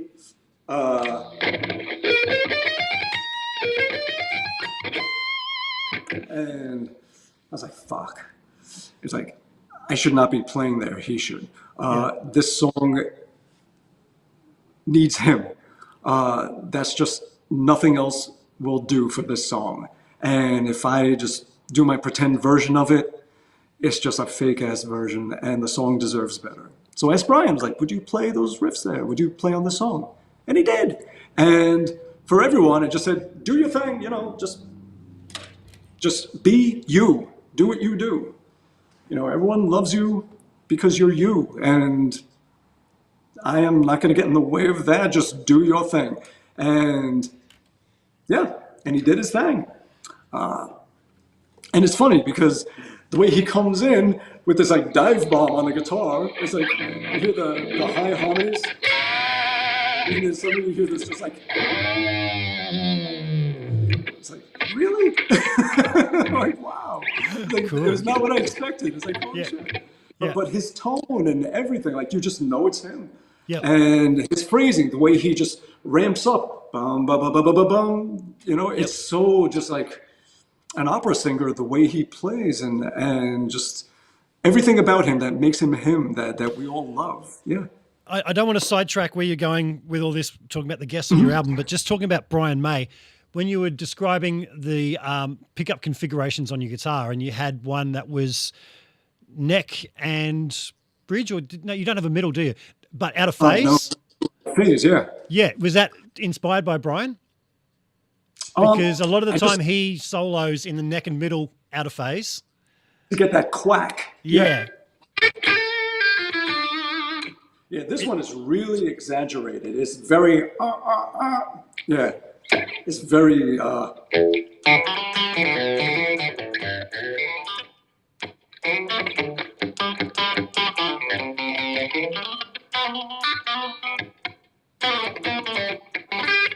has that, like you can hear it when you compare, all right.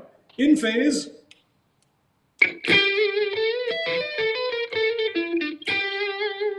Out of phase.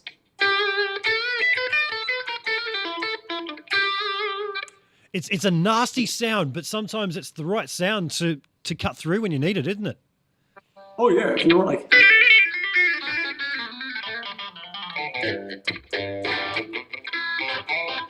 Oh God, I'm just destroying this guitar.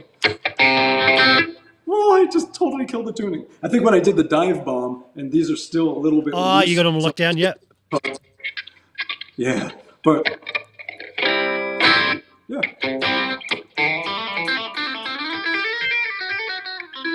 It definitely has that kind of quacky thing to it. Mm-hmm. Awesome. So, man, I was going to ask you about who you've collaborated with on this album, and you've dropped some pretty cool names, man. Steve Vai, Brian May, Guthrie.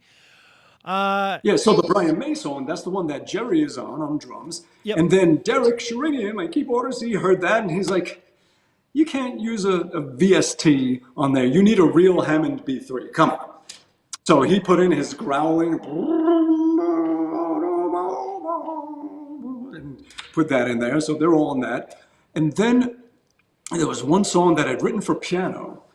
And it was just this very sad.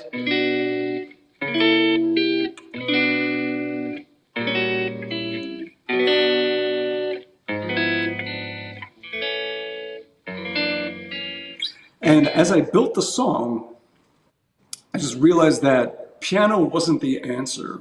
The orchestration as it went on there, and it would just go through different rounds with just different emptying out in different layers, that it needed a violin that just cried that top melody.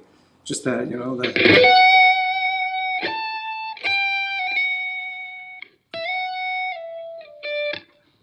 So yeah, so I asked from Thank You Scientist. I asked the violinist Ben Karras, and said, would you make this thing cry? And he did, and did it beautifully. He just totally did exactly what that song needed.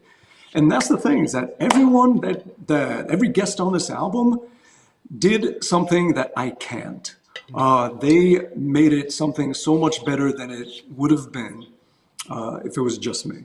And I can't express my gratitude enough to all of them for. And then, okay, the big star of the show, Kyle Hughes, the drummer that played everything else on that album, all the crazy drumming on that album. Yeah. I met him when he was 16 years old, and I was playing in Newcastle, UK, and his band was opening. And they reached out and said, we'll learn your songs and be your backing band for your show. I was like, all right, cool. And they were just this young band, and they kicked ass, and the drummer stole the show. This kid with his long blonde hair, shaking it everywhere and singing backing vocals and just killing it on the drums, and a great showman. And he was just 16 years old, and he was such a pro and such a, just like a level-headed, good pro. It's like, this kid is more mature than the 60-year-olds I play with.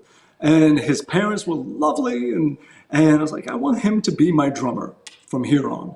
Yeah. And he has been. So like anytime I would do a tour, he's my drummer. From recording, I actually thought that it was programmed drums. When I heard Simon in Space, I thought it was programmed drums. I was going to ask you about that, but that's live drums. That's him live. Wow. Yeah.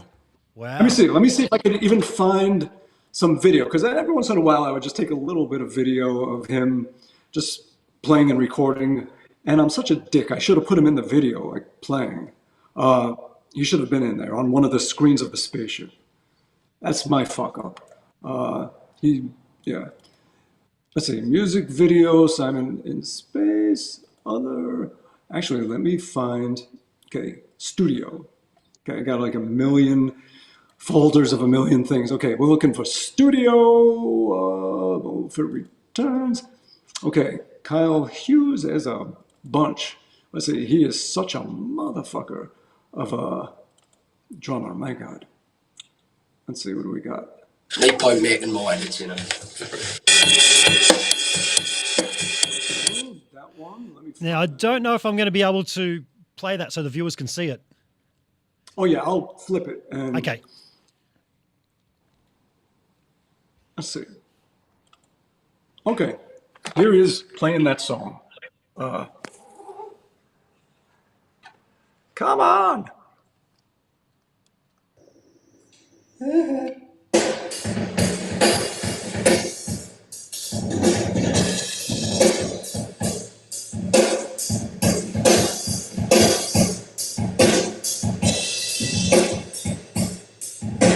Jump ahead to the crazy part.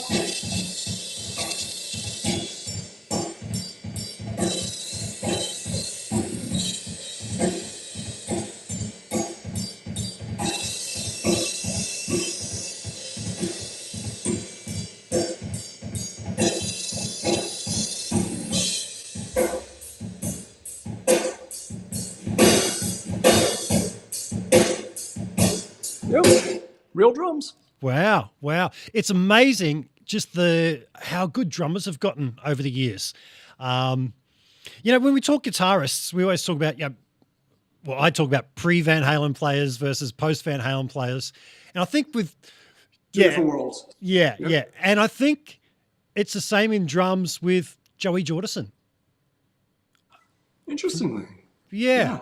I don't know if I'm right, but it seems that a lot of the guys that now are just completely owning it when it comes to the double kick and all that seems to be they listen to a lot of Joey Jordison. I mean, man, I've just been watching videos of Eroy Casagrande.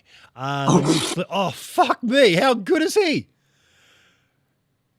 Mind-blowing. And there's videos of him at 14 at the Modern Drummer Festival. What? Yeah, new level again, huh? The drummer of Whom Gods Destroy, Bruno Valverde, he is someone to look at. Yeah. He is fucking amazing. Oh my God. Yeah. Yeah. I don't know what's in the water in Brazil, but the drummers that come out of Brazil, best of the best. I mean, their culture is based around, drumming and stuff. So where I live here on the Gold Coast, we have a place called Burley Heads. It's a really well-known surfing beach. And on a Sunday afternoon for years and years. This has gone on for about 20 years now. They have a drummer circle, and everyone brings their hand drums, djembes, etc. And you always got the Brazilians there, and they just own it with their rhythms. So I think it's embedded in their culture. Well, that's a good thing. Absolutely. Definitely, they've made the drum world so much better. But yeah, Joey, Neil, Bonham, the drummers that changed the game, for sure. Yeah, absolutely. Yeah. So Rush, Zeppelin, certain drummers that just changed everything. Like I find from my generation, it was all about Rush. Yeah. And it was about Rush and the emergence of metal in the early 80s and the combination of the two, where there were so many drummers that were just playing this old school progressive metal style that was just fucking phenomenal. Yeah. Yeah. And it was the Rush thing. Yeah, and I guess each generation is standing on the shoulders of the previous one, and that's where it comes along. And that's where Joey comes in. He's the next, that next generation. Yeah, so the one before him, it was about Rush. The one before that, it was about Bonham, and just that big sound he had, and yeah. And then you could look at who they all listened to. Like, who did Bonham listen to? And you start looking at the Gene Krupas and the Buddy Riches and all those dudes. But yeah. You know, speaking of standing on the shoulders of the giants before us, I kind of skipped over just your influences when you were younger. Who are your dudes? And dudettes? Well, I didn't care about guitar players. I cared about bands. Like for me, it was all about the songs and the bands, and I just loved these bands. But as far as guitar players, it was definitely all the classic rock dudes, like the ones that. It's because I loved the bands they were in and the music they were making. So Ace Frehley, totally, just that slow kind of feel. And the doubles.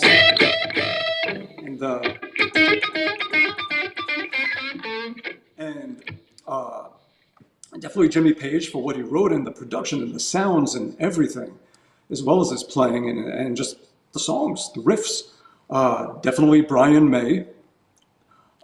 Hendrix, of course, who made the guitar sound like it never sounded before. Clapton, too. Angus was a big one. I was very much into reckless blues playing, just that kind of,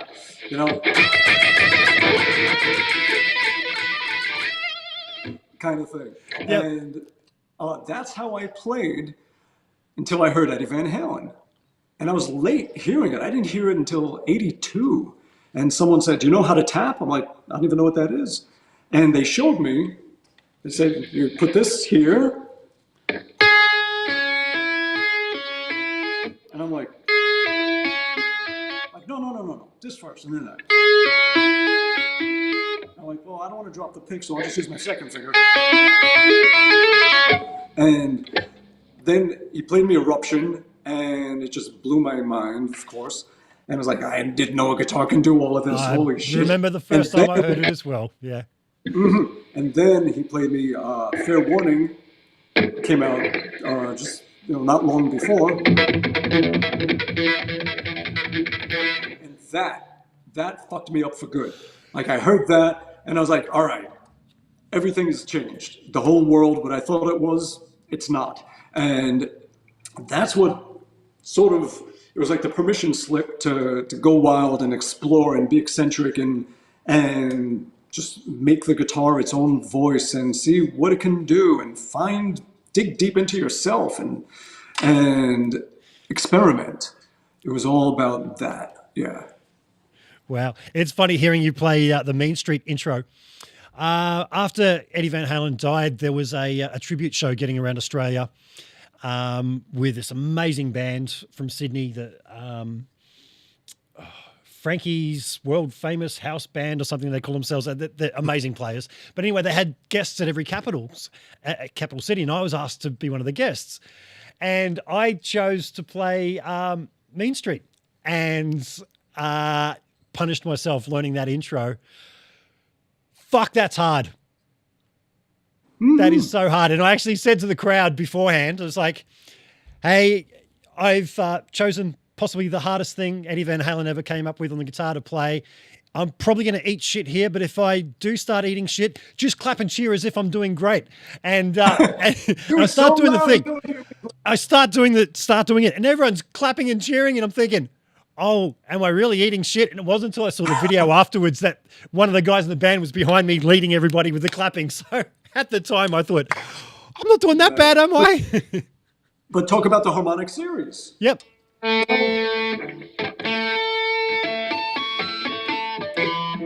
That's it right there. Absolutely.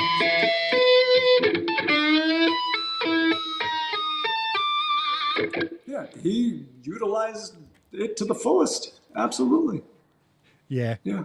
But he was a pianist to start with. And I find that, people who have a background in classical music tend to know about the Harmonic series and understand it. Yeah. And it's one of those things, once you hear it, the overtones as well, I do, since learning about it, and you said about passing on the knowledge, I've been showing guitar students. I walk over to a piano and I'll play like a low C on the piano, and I say, how many notes can you hear right now? And they go, just one. And then I'll play the overtone, the first overtone on the piano. I said, now listen for this. And then I'll jump back to that other note. I say, you can still hear that other note, can't you? And they just look at me and you see their eyes go, fuck, I can. It's like, I was today old when I learned. Yeah. Yeah. That is a combination of all the harmonics that produce the timbre of each sound. Yeah. So here's something that no one talks about. Yeah. The invisible third note that we feel and don't hear. Okay. Tell me more. You're like, okay, what the hell is he talking about? Okay. It is the speed of the clashing between the two notes. That tension, that disturbance is what gives us emotional content. Yeah, so right. It is when you're tuning a guitar and you feel the whoa, whoa, whoa, whoa, whoa, whoa, whoa. That is the third note. Whoa, whoa, whoa, whoa. When it's going slowly, we don't recognize it as a note because it's not going faster than 20 times a second where we start to hear it as a pitch. Yep. But if you go to higher notes, like let's say we take this and this. If we play them together, there's something in between them resonating that we sort of ignore, but that's what gives us the happy or the sad or the danger or whatever it is. Yep. So what I'm going to do is I'm going to slowly move one note toward the other so that the speed of the clashing slows down until it's not there, and it sounds at that speed. You can hear it as a note, and it sounds like someone humming, going, So I don't know if we'll hear it through the crappy phone mic, but so we can make it go like,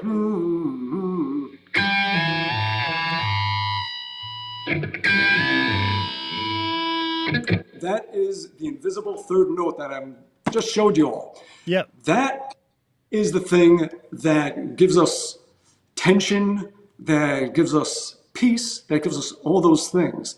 And we ignore it. We don't listen for it. We listen to the two main notes, but the speed of the clashing in between, that third note is the one that we actually feel. And without that, it would be like two separate things that don't touch each other, that don't connect, and don't give us any emotional content. It's that thing that makes this sound sad and this sound happy. So sad, you know.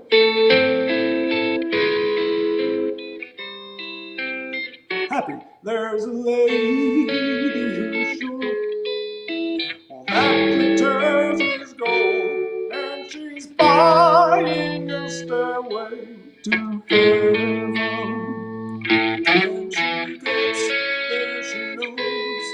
Yeah, it turns into a fucking lullaby compared to what it is. Yeah, so it's those distances that the notes are from each other and the speed that they clash registers in our brain, mixes with our brain waves, and makes us say, oh, that sounds happy. Oh, that sounds sad. Oh, that sounds this, that sounds that. And we ignore the note. We don't hear the note itself. We just feel the emotional response. It's very interesting, but it's a third note. It's a wave at a speed. So it would qualify as a note. So it's that invisible third note. I noticed that when I was a kid, when I first started playing guitar, of when I was, doing unison bends, and I'd hear that dissonance down low, and then it was like a dive bomb, and I was like, what is that? What is that? Yeah, some amps more than others. My Friedman small box back there, that really brings out that subharmonic when you do that kind of thing. Nice. Yeah. So I like to do that on the fretless, where I play unisons, but imperfectly, so that they shake.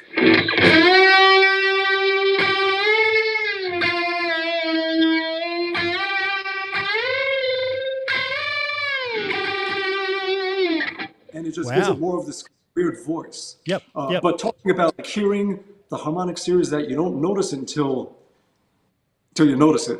And it's the same thing. It just reminded me of that third note, the invisible feel note. Yeah. So I saw a video not that long ago on YouTube, and it was called something like "Rhythm is Pitch," or it could be "Pitch is Rhythm" or something like that. And it starts off, and it was a fairly common kind of rhythm, maybe like a 3/4 kind of thing. That typical. I'll try and play. Where you got two things going on, right? Yep. And then when you sped that up to the point, like you said, once you start getting past 20 hits a second there, you speed that right up. And that was actually a perfect fifth would come out, or a perfect, a major third or something. I think it was a perfect fifth. It would be a major third because the ratio is 3 to 4. Yeah, 3 to 4. Yeah. Of the speed that you're moving, and that would be 3.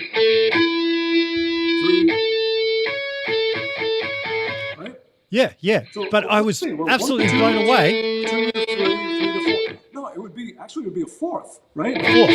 It was a pretty common interval. I can't remember exactly which one, but I was blown away. When you speed up that rhythm, it actually plays that interval. And that means that it slowed down notes all the way to just that they're rhythms. Yeah, absolutely. Interesting. Yeah. Nice. I like that. Yeah. Hey, Ron, you were singing there, and you've done a bit of singing, both on your solo stuff and with Asia. Have you always sung from the start? Yeah. Yeah. Because that's something I've always struggled with. I've never been a good singer. I've played in bands where I've fronted it, but it's more punk, kind of thing. But I'm not a nice singer, and I'm just interested in people who can sing. It's like, is that something you've always done? Do you need to start at a young age? And no, you definitely don't. You don't need to start at a young age. No. You think you can learn it? Absolutely. Yeah. And the thing is, everybody has different physiology, and everyone is going to have a different voice. So you can really work hard to sing in a way that's not natural for you and eventually get it. And you can sing in a way that's natural for you and more quickly, easily get it. But like everything, it's practice. It's learning what to relax, what to tense, how to shape your body, your skull to where you want things to resonate. Yeah. Yeah. And it's funny when you say about shaping your body and your skull to resonate.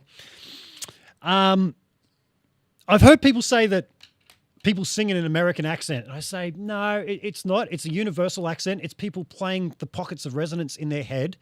And there was this thing that was quite popular in Australia for a while, and some artists still do, where they sing in an Australian accent. And to me, it doesn't sound like they're singing. And the people I know who do that have a lot of trouble with their voice, with losing their voice. And I was trying to explain to somebody that when you listen to, I'm going to say Pink Floyd, Wish You Were Here, the first words, so. And I've heard people singing in Australian accent, so. No. So. It's like you got to find that pocket of resonance right there. Like and the traditional Italian solfege, exactly. A, E, O, U. Yes. Then that's pretty natural. And the thing is, speaking is unnatural. Language, the way we talk, is the worst things for our voice. In fact, we do it to try and create a code that other people can't figure out. And that's the whole thing what languages are. And to make them difficult, you know, the Dutch saying Groningen, you know, things like that, you know, or going to Israel, you know, or France, or Spain, and whatever it is, it's to have your own thing that you develop, but it's not the natural way to sing. So when we start to sing like we speak, we fuck ourselves up. But it does make for good storytelling. Like if you want to be a singer, that's not all about, you know, and you want to just be more like a Bob Dylan, like you're just telling a story with a hint of rhythm and melody to it, then you want to talk. And then, and just finding that balance according to what kind of vibe you want to give. Yeah, sure. Whatever that is. So, yeah, language speaking, if you try to sing the way you talk, eventually you hurt yourself. Yeah. Yeah.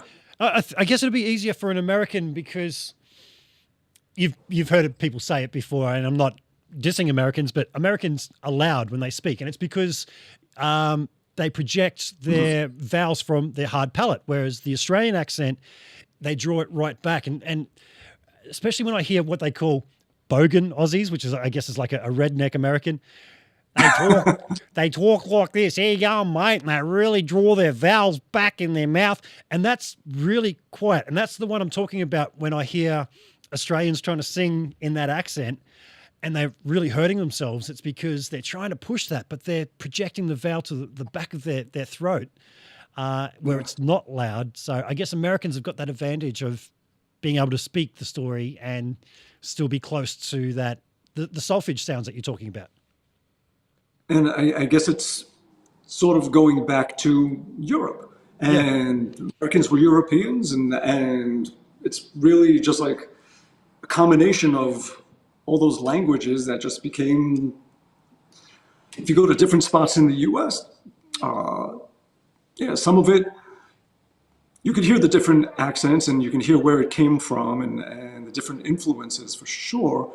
But yeah, overall, it's just a lot of we talk like this, you know, just, It's very, we make, it requires a lot of tolerance to put up with us as guests in your country. Let's put it that way. And I don't apologize for saying that. I recognize it. We tend to be loud and almost attention-ish. And it's like, you know, don't be like, you know, hey, take a picture of this. You know, it's like, no, stop. You're disrupting the peace of this place. Don't do that. No. Sure, yeah.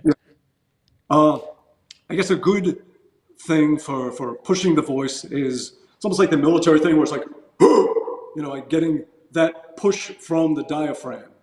When you get that, but then just relax everything and just be this lifeless tube that just lets the air pass through and let your larynx just let out X amount of puffs of air per second to get the pitch, and thicken or thin as much as you need to fill it up. Like there was an exercise I used to do where I'd hit a high note where I would start with the vocal folds thin and slowly thicken them up. I was like, I don't know if I could even do it right now. I was like, it was like a higher, like,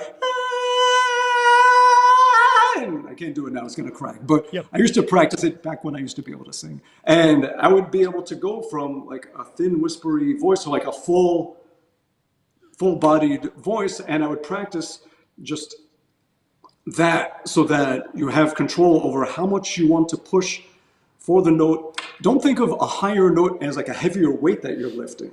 That's not the case. It's more of just matching the pitch and how much you want to thicken the vocal folds to cause more restraint, I guess. And then from there, pass it through there and you shape it and the tone and everything here. So it's all that the whole thing with singing is just, it's all just the body. and getting in touch with the body. It's not about the note so much. Any note could be hit. It's more about figuring out what to relax. Not even what to push, but what to relax. Yeah, right. Yeah. Because great singers do make it seem effortless, but at the same time, they're putting their heart and soul into it. It's, yeah. Like Pavarotti said, good singing is crying on pitch. And I really do hear that in good singers. Yeah. Yeah. Hey, Ron, I want to ask you just a couple more questions about gear before I go through the comments and see if there's some questions for you. Now, you mentioned you've got a couple of acoustic EPs. What's your choice of acoustic guitar? I use a Cort Gold Series A8. I know there's so many amazing, like the Martins and the Taylors, and people don't think of Cort is one of the high-end things, but Cort, their factory, they actually build all the high-end guitars for the other companies. Yep. So I used their gold A8. There's one right there. Let me get it. Here it is. All right.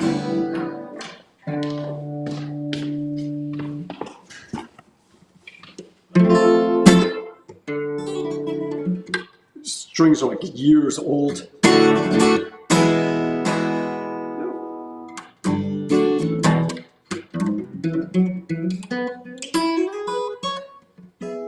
And I mean the intonation. Beautiful. Is great. Yeah.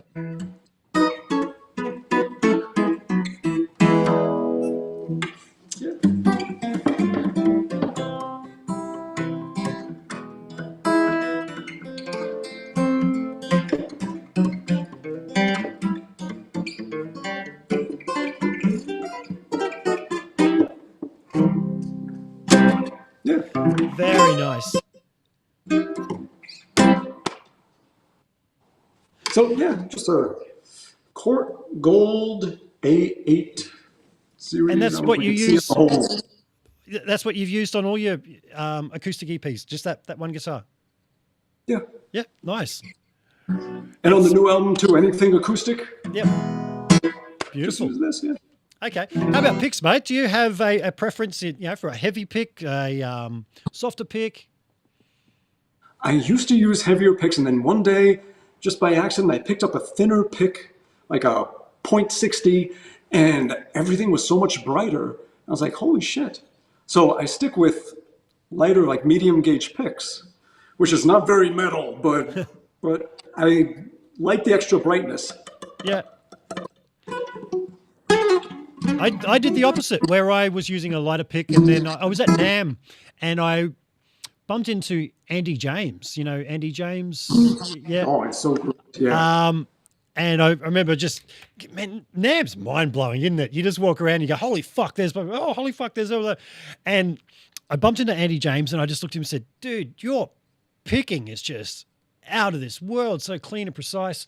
He stuck his hand in his pocket, and he goes, I've got a secret. And he hands me his new signature pick that was about to come out. And it was so thick, no flex whatsoever. And I've used heavy picks ever since then. And to quote Guthrie, if I use something that flexes, it feels like I'm trying to write with a rubber pen. Well, how is the point on it? Does it come to like a very fine point, or? The one he had was slightly, and I've gone slightly thinner now. I'm using these. What are these? Because the one issue I've had with heavier gauge picks is that there's so much thickness on the end that they get a little scrapey. Sure. And I would rather, which is also, I mean, if I hold my pick straighter, then it won't get that. But still, yeah. I've since gone to a thinner pick, but it's still no flex, and it's a Dunlop Ultex 1.14. All right, that's pretty serious. So 1.14, yeah. So yeah, that's what I've arrived at after trying a few different things there.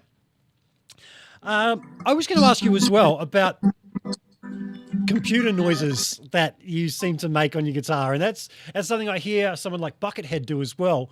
How are you doing that? There's random. What am I doing? It's probably just a lot of stuff with the don't fall. Are you just going for like some atonal kind of scale? Yeah, either something, just some R2D2 bullshit with this. Yeah. Just like just that kind of thing. Yeah. Or if I'm using something like some kind of crazy effect I made with a Line 6 Helix, let me see if I could find. In fact, you know what? Let me see if I can get, just to hear some of the sounds, I'm going to shut off this, and I'm going to put on, let me see if I could find, or I'm going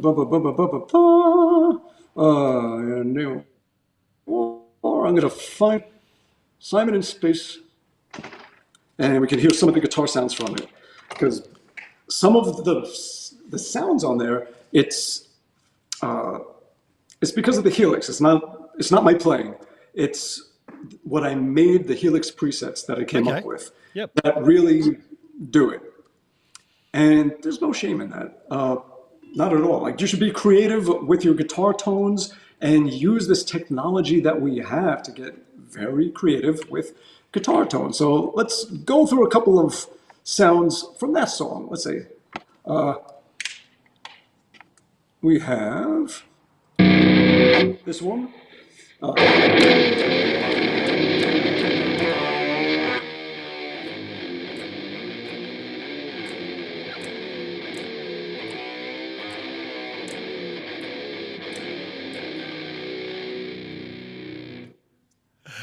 Cool, man. I was going to ask you to play me that riff, and that's how you do it, huh?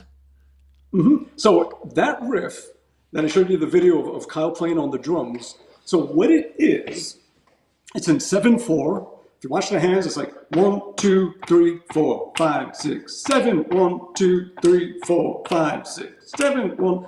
But the feet are doing what I call a 7 shuffle. So normally a shuffle is 1, 2, 3, 4, 5, 6. 1, 2, 3, 4, 5, 6. Boom, ba, ba, boom, ba, ba, boom. Yep. But this is a shuffle in 7. 1, 2, 3, 4, 5, 6, 7. 1, 2, 3, 4, 5, 6, 7. So you have like, and when you speed it up,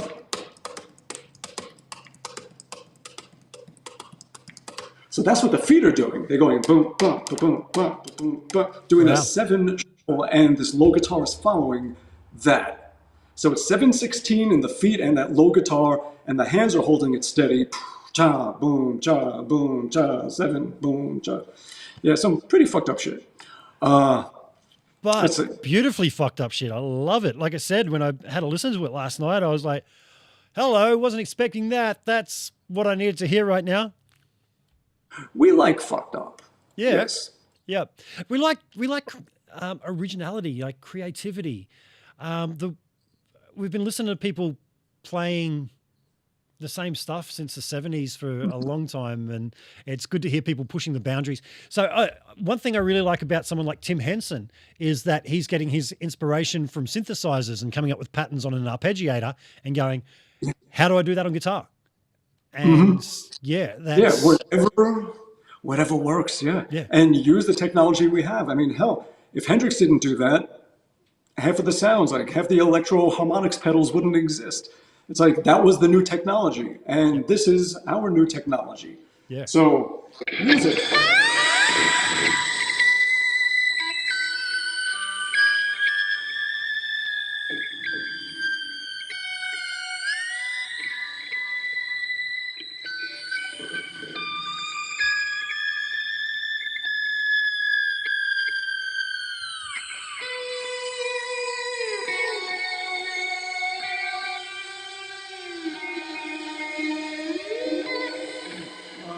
Let's go to the next one. So many sounds, so many sounds. Let's do here. Where is it? Where is it? Where is it? There we go. Okay. It's gonna have filters and a chopper that like. So I'm just hitting everything with one hand and just touching the harmonics. Harmonic series, first one.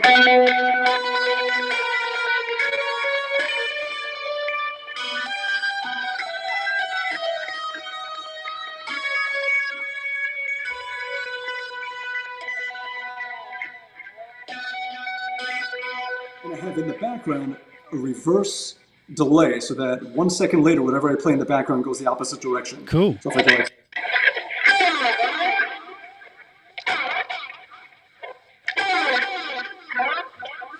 Nice. what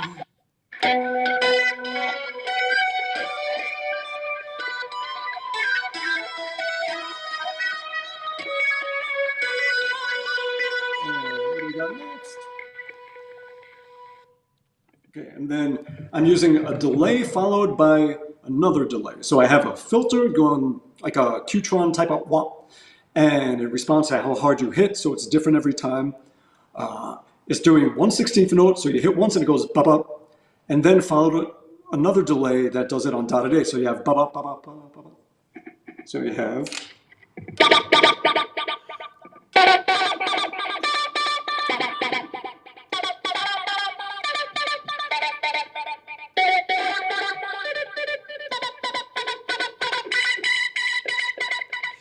That is cool. That for me, that was something that I was like, wow, that's cool. Whatever you're doing there, and I could see in the video you were tapping out that melody, but then you follow it up later with a beautiful melody played on the neck pickup.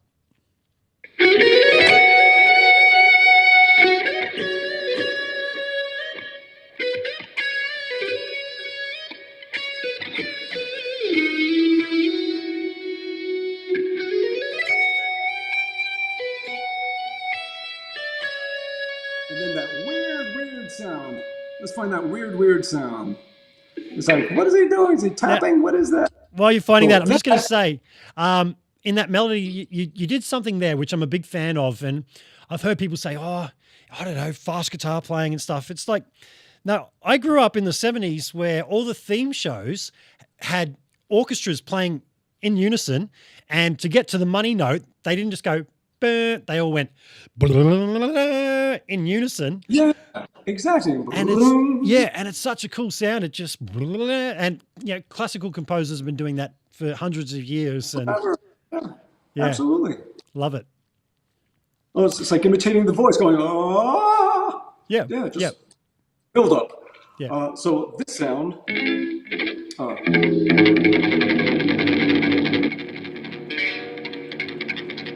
So what I do is I have 2 pitch delays doing 2 whole steps each, going at the speed of triplet, I guess triplet 16th notes, 16th note triplets. So everything I play. Oh, cool.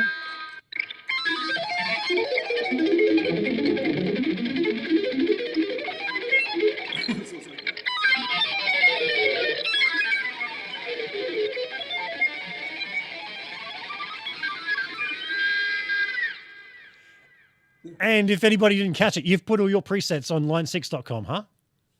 Yes. That is very generous of you, and I'm going to be downloading them myself because cool. I'm very interested to just see how you've got things routed and pinch some of your sounds. One last question before I get to the comments section is, where can I buy your music but to own it? And what I mean by that is Apple have changed now. I used to buy music off Apple Music or iTunes so that I could drop it into my DAW or other software so that I could slow things down. Now with Logic, with the stem separators and the like, it's great. Oh, I can really pull this apart. But now they've put copy protection on it and you can't import it into third-party software.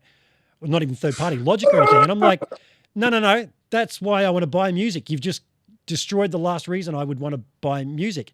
Is there somewhere I can buy your album and actually have a copy that's not copy protected? Bandcamp. Bandcamp. Mm-hmm. Perfect. That's what I'm going to start buying my music from. Apple, you blew it. You blew it, Apple. I'm one of these guys that actually used to buy music, but I can't buy music and use it what I wanted for. So I'm jumping ship to Bandcamp. All right, good. Yeah, get it right from the bands. And it's the same thing you could get. Actually, it's better because you could get all different formats that you can't get from Apple. So if you want the waves, you can get them. If you want FLAC, you can get them, whatever it is. not just MP3s and shitty MP3s. So what else? What was I about to say? Shit. Damn. Oh, well. It'll come to you. I'm just having a look through the comments. People were asking about your cheese guitar, and you've already answered them saying, yes, you still have the cheese guitar. I still do, yes. Yeah. And that was the one that you said was your original guitar from way back in the day, and you've... Yeah. Was that a solid body, or was that like a plywood body? I think it was solid. Yeah? I think so. I remember from drilling through it. It was pretty solid. Yeah. A lot of cheap guitars are plywood. I know my Strat back there that I'm going to redo is a plywood body. And, any tone wood purist is going to go, well, that's going to sound terrible, but fuck him. I'm going to redo my old guitar. You know what? Between pickups, your playing, your amp settings, you can compensate for anything and I believe you can make any guitar sound good. Yeah. All right. Russell Bannister Music wants to know, how do you play strangles? Oh, God. Been a long time.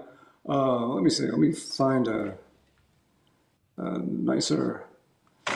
So Strangles was a song off my very first album. There was this crazy thing in 11. It was like... So there was like a groove like...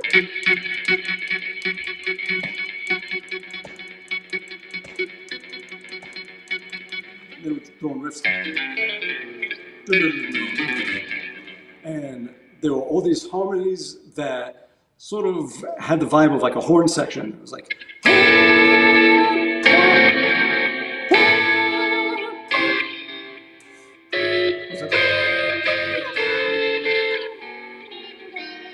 And throughout it was a guitar that was playing a chromatic riff, but it was skipping. Let me find something cleaner. This is like so full of effects. All right, let's just get off that. There we go. All right, off the delay, off the reverb. There we go. So I was doing it, tapping inversions of those flat twos, doing major sevens. 1, 2, 3, 4, 5, 6, 7, 8, 9, 10, 11. So when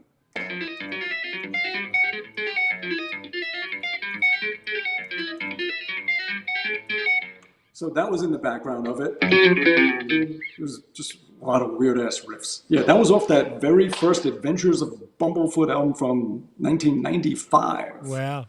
And that answered the question I was going to ask of where did the name Bumblefoot come from, but you explained that earlier on in the piece. Russell Bannister Music also wants to know, will Sons of Apollo ever reunite? Never say never, but at this point, it's not looking very likely. Our drummer's a bit busy at the moment, so that's sort of how Whom Gods Destroy happened. Derek and I were writing what could have been the third Sons of Apollo album, but when we saw that it wasn't in the cards, became a new band with Dino and Yaz and Bruno, and they're fantastic. So cool.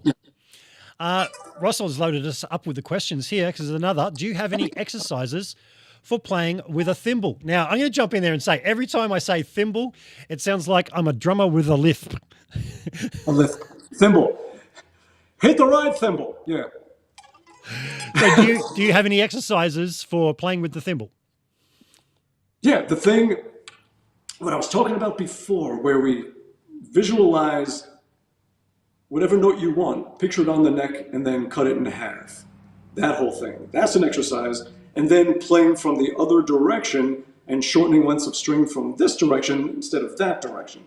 So if you watch this back, those two things, those are the exercises that I suggest with the thimble. Now it's in your head, isn't it? It is. I'm screwed for life. I will never be able to say it. From now on, I'm calling it a cymbal. It's a reverse lisp.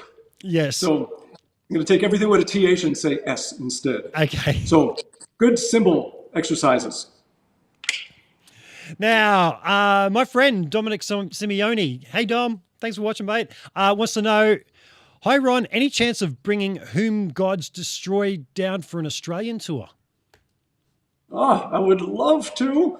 Oh, it's tricky. You know, the band formed during the pandemic when everybody had time. And now that everybody's back on their hamster wheel, running, getting everybody to be free to do it. And also we should do a second album before touring. That was kind of the idea why we didn't tour, is that we wanted to have 2 albums out before we toured.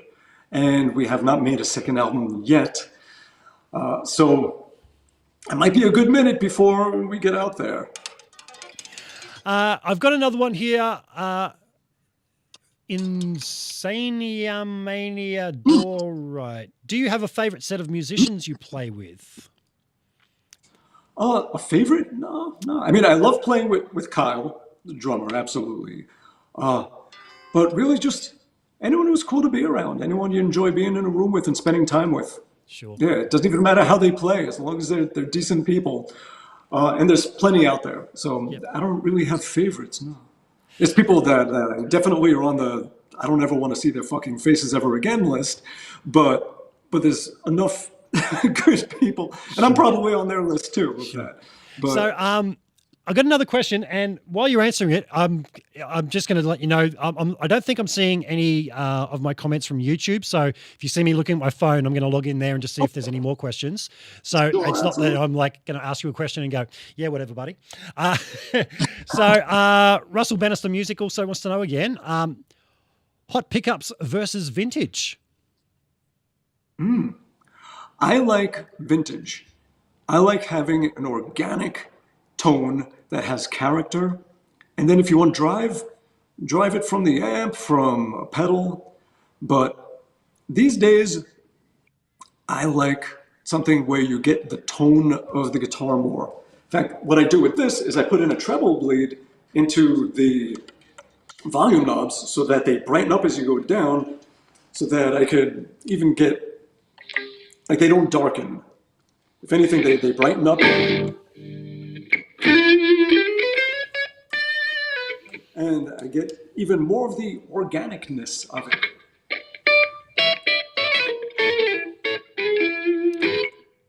I have to say I agree with you on that. I've got a Strat that is my workhorse if I only have to take one guitar to a gig, and I've tried so many different pickup configurations. And I started out with a Duncan Invader humbucker, which is I think the highest output passive pickup available, because I thought, yeah, it's all about the high output.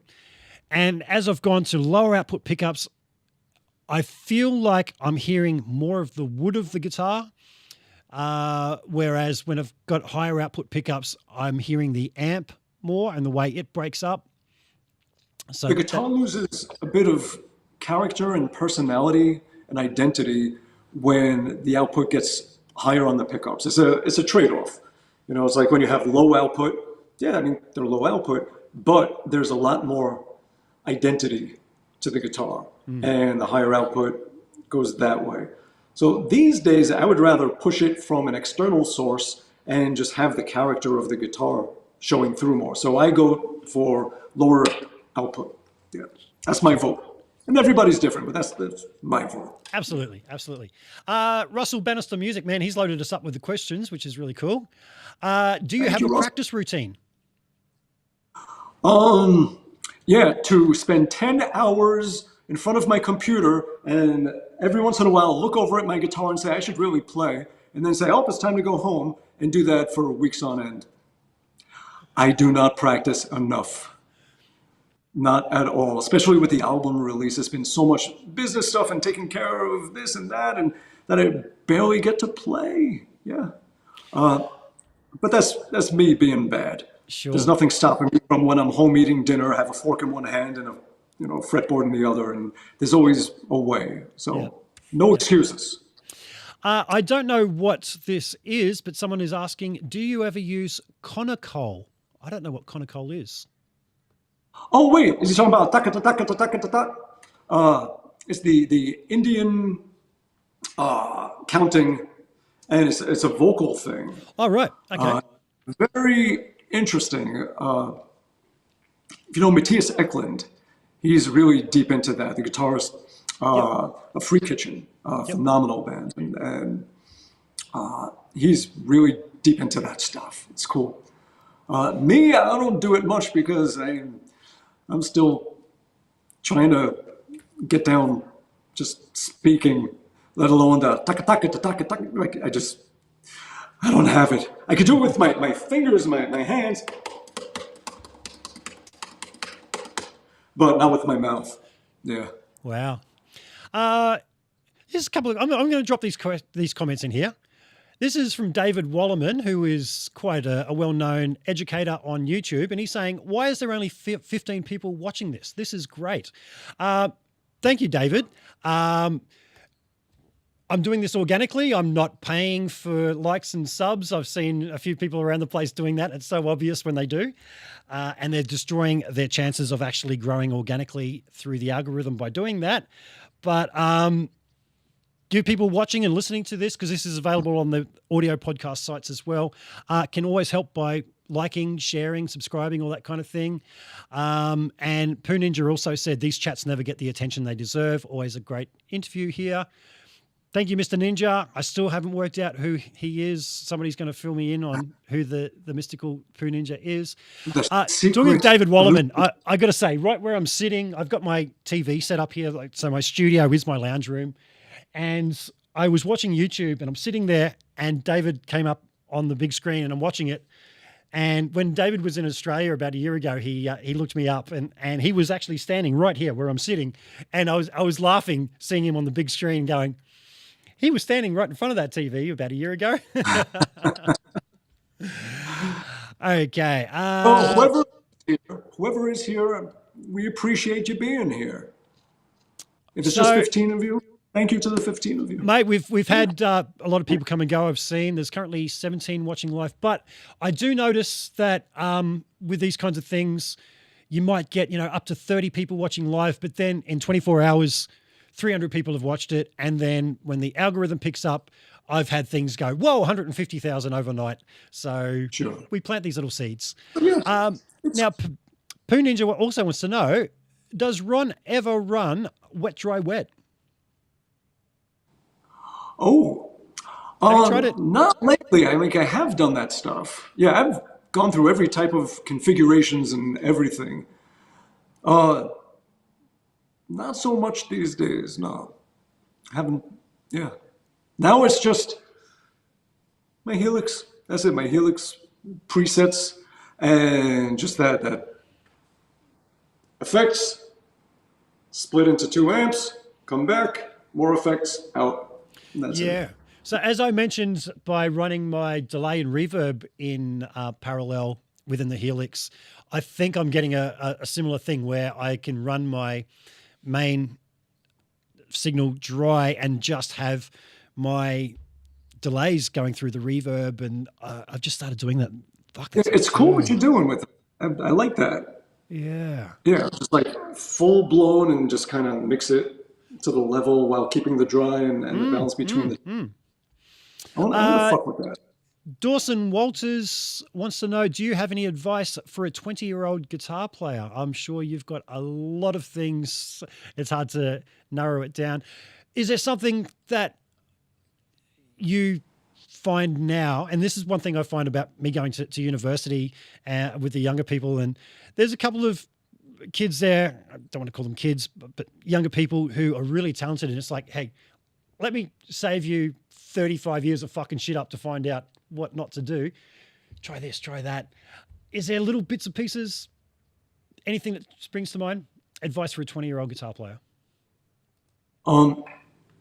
Every player is expendable. And the thing that makes the difference between one and another is the kind of person you are.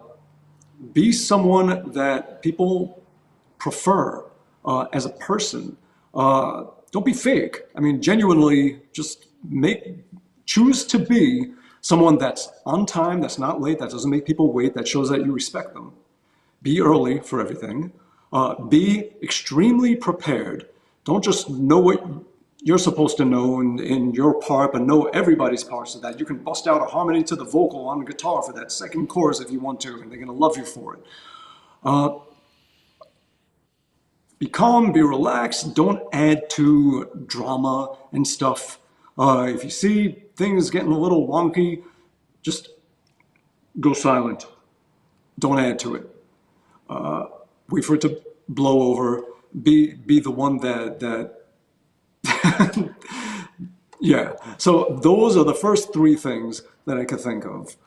It's not so much about playing. Of course, you want to be your best, do your best always. Be genuine. There's only one of you, and you were put here to be you. So don't try and be anybody else. Don't do that. You're creating a hole where you were supposed to be. None of it is up to you, whatever happens. The rest of the world decides what they're going to do with you. Yeah. The only thing that is in your power is to be the best you. Not just the best player, but just a good person to be in people's lives. That's worth the most. So that's what you want to work on. As much as you work on scales with a metronome, start reading some Stoic philosophy. We are all a work in progress, and we are all broken and battered and butt-fucked from this life. And what we do is we spend the rest of our time trying to fix that.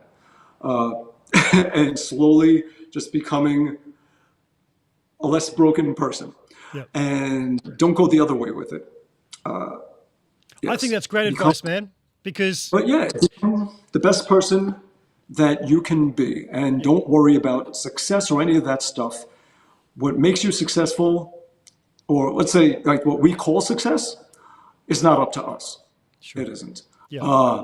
But what really is success is when you overcome the things that are holding you back, the things that are challenging you. When you overcome that shit and you become the best person that you could be for right now in the situation you're in with who you are, and that's going to change.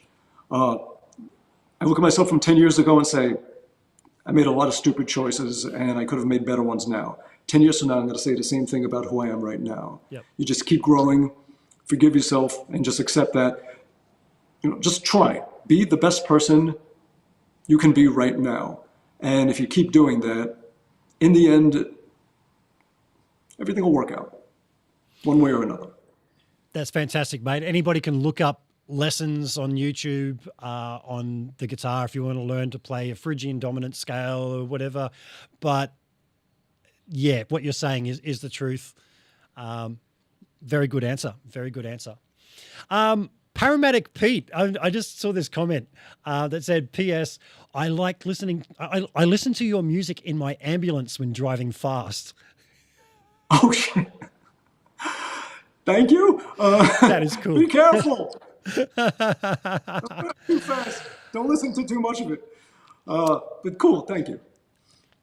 Old friend wants to know, can you ask Ron what his opinion is on why some bands are so stubborn with releasing concert video and some are not? This has been a big mystery for a very long time. Oh, there could be so many reasons. It could have to do with who owns the rights to the songs that are disallowing it, or someone who's just being difficult about it, or just a lot of it could be bad business deals. It could be just issues of saying it's not good enough. People want to put their very best into the world, and if it wasn't filmed well, if the sound wasn't good, or if they didn't perform well, or whatever it is, they don't want to put that out there. They only want to give the best of themselves out there. So it could be anything, could be the reason. Yeah. And it's always different. Like with Sons of Apollo, we did a live Blu-ray, DVD, album, and there were some songs that we couldn't, well, we put them out on the album, but we couldn't put them out on the video because they were covers and we weren't given permission. They wouldn't let us do it. Yep. So that happens. So if whoever owns the rights decides, nope, you can't do it, then the band is fucked. Yeah. And there's so many people filming concerts now that, wow, you want to watch something, just look it up on YouTube. You know, I went to see The Darkness. You mentioned Justin Hawkins a little earlier. What a talented guy that is. How can one guy be such a good singer, good guitar player, and so damn charismatic on stage? Now, and he's just like a funny dude. Like if you watch his, And I got to say, they played in Brisbane about a year ago or so now, and I was there. And first song, I pulled out my phone, and I don't like to watch it through a small screen, so I do this. I'll get the shot, and then I'll watch it, and it's like, okay, I can watch this back later.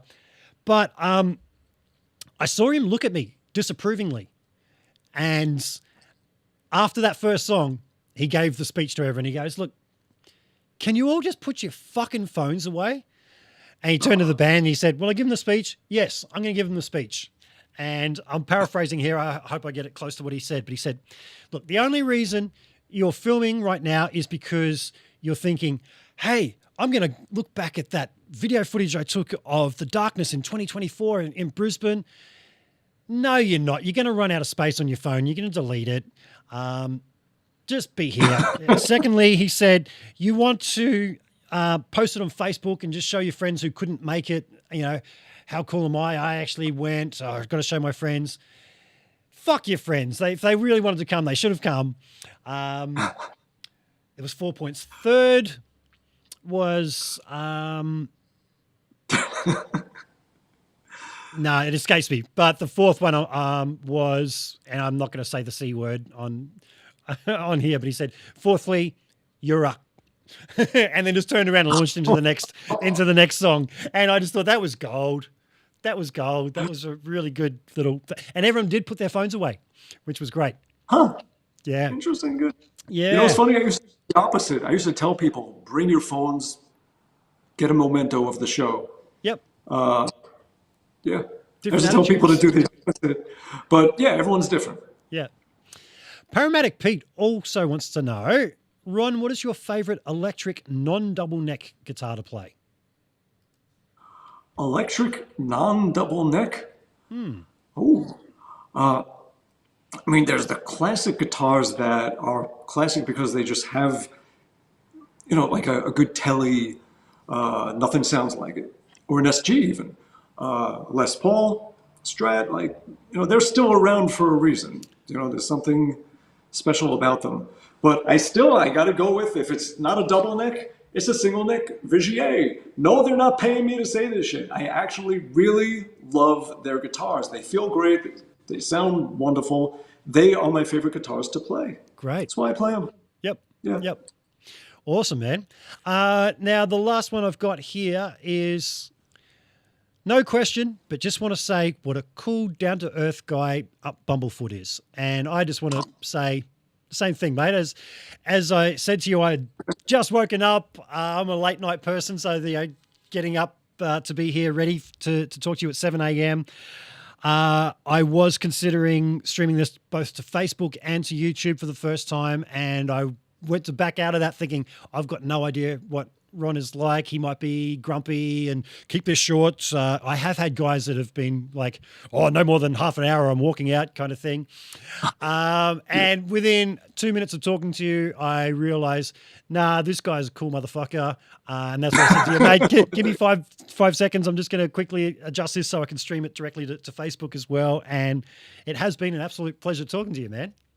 You too, absolutely. And I appreciate everyone's questions and comments and being part of this. So thank you all. Yeah. And shit, we've been doing this for 3 hours. You were right. You were saying I was right, wasn't I? I told you. Into 3 hours, you're just shooting the shit. Yep. Yeah. And I'm only cutting it off because you said you promised your wife you had somewhere to be and stuff. And that's the only reason I started rounding things up, because it's funny. The longer ones seem to be the most popular. So somebody said to me recently, a friend, oh, you should keep them a bit shorter. You know, who's got 3 hours to watch? And I said, no, dude, if I look at my statistics, they're the ones that go viral and I end up with 150,000 views for some reason. So I think people in this day and age are liking to sit in on a conversation. And speaking of which, Tim Henwood has just dropped a little flex there just to say he's here and that he's watching. Tim was the guy I said I had on last week that plays for Susie Quattro, as well as a whole bunch of really well known Australian acts. So yeah. So if anybody else has anything that they want to ask Ron before I round things up, now's your time. Otherwise, okay, somebody else just jumped in with a thanks. This has been absolutely great. I'm just going to say, folks, like I don't get much exposure on here. It is a love thing. So likes, comment, subscribe, share, all that kind of stuff. Spread the love. Yeah. So Ron, thank you so much, mate. I'm going to cue my little outro sting. There it is. It's that button. Oh, dude, I've got a little controller and I've been switching like the screenshots and things. And that's where my little applause button comes from. I used to have an end broadcast button on here. I took that away because, you know, you drop things. And I had Thomas McRockland on a couple of years ago and I dropped my controller and I ended the show halfway through him talking. And I was like, oh, I'm sorry. Let's start back up again. So I've taken that away. So any fumbles, the worst thing that could possibly happen now is that it just plays a little video. But once again, everyone, thank you to Ron. Thank you. And shameless plug, the new album.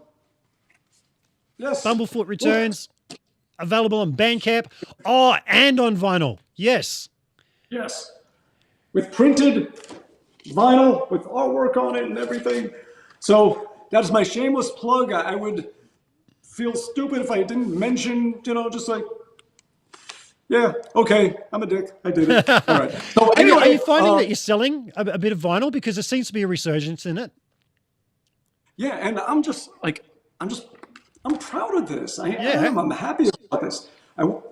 There's so much artwork and stuff to it that it just feels good to hold this in the hands and have it right in front of your eyes again.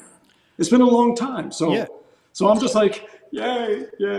And can I buy that vinyl on Bandcamp? Because I want to get that vinyl copy, seeing as you've put some effort into that.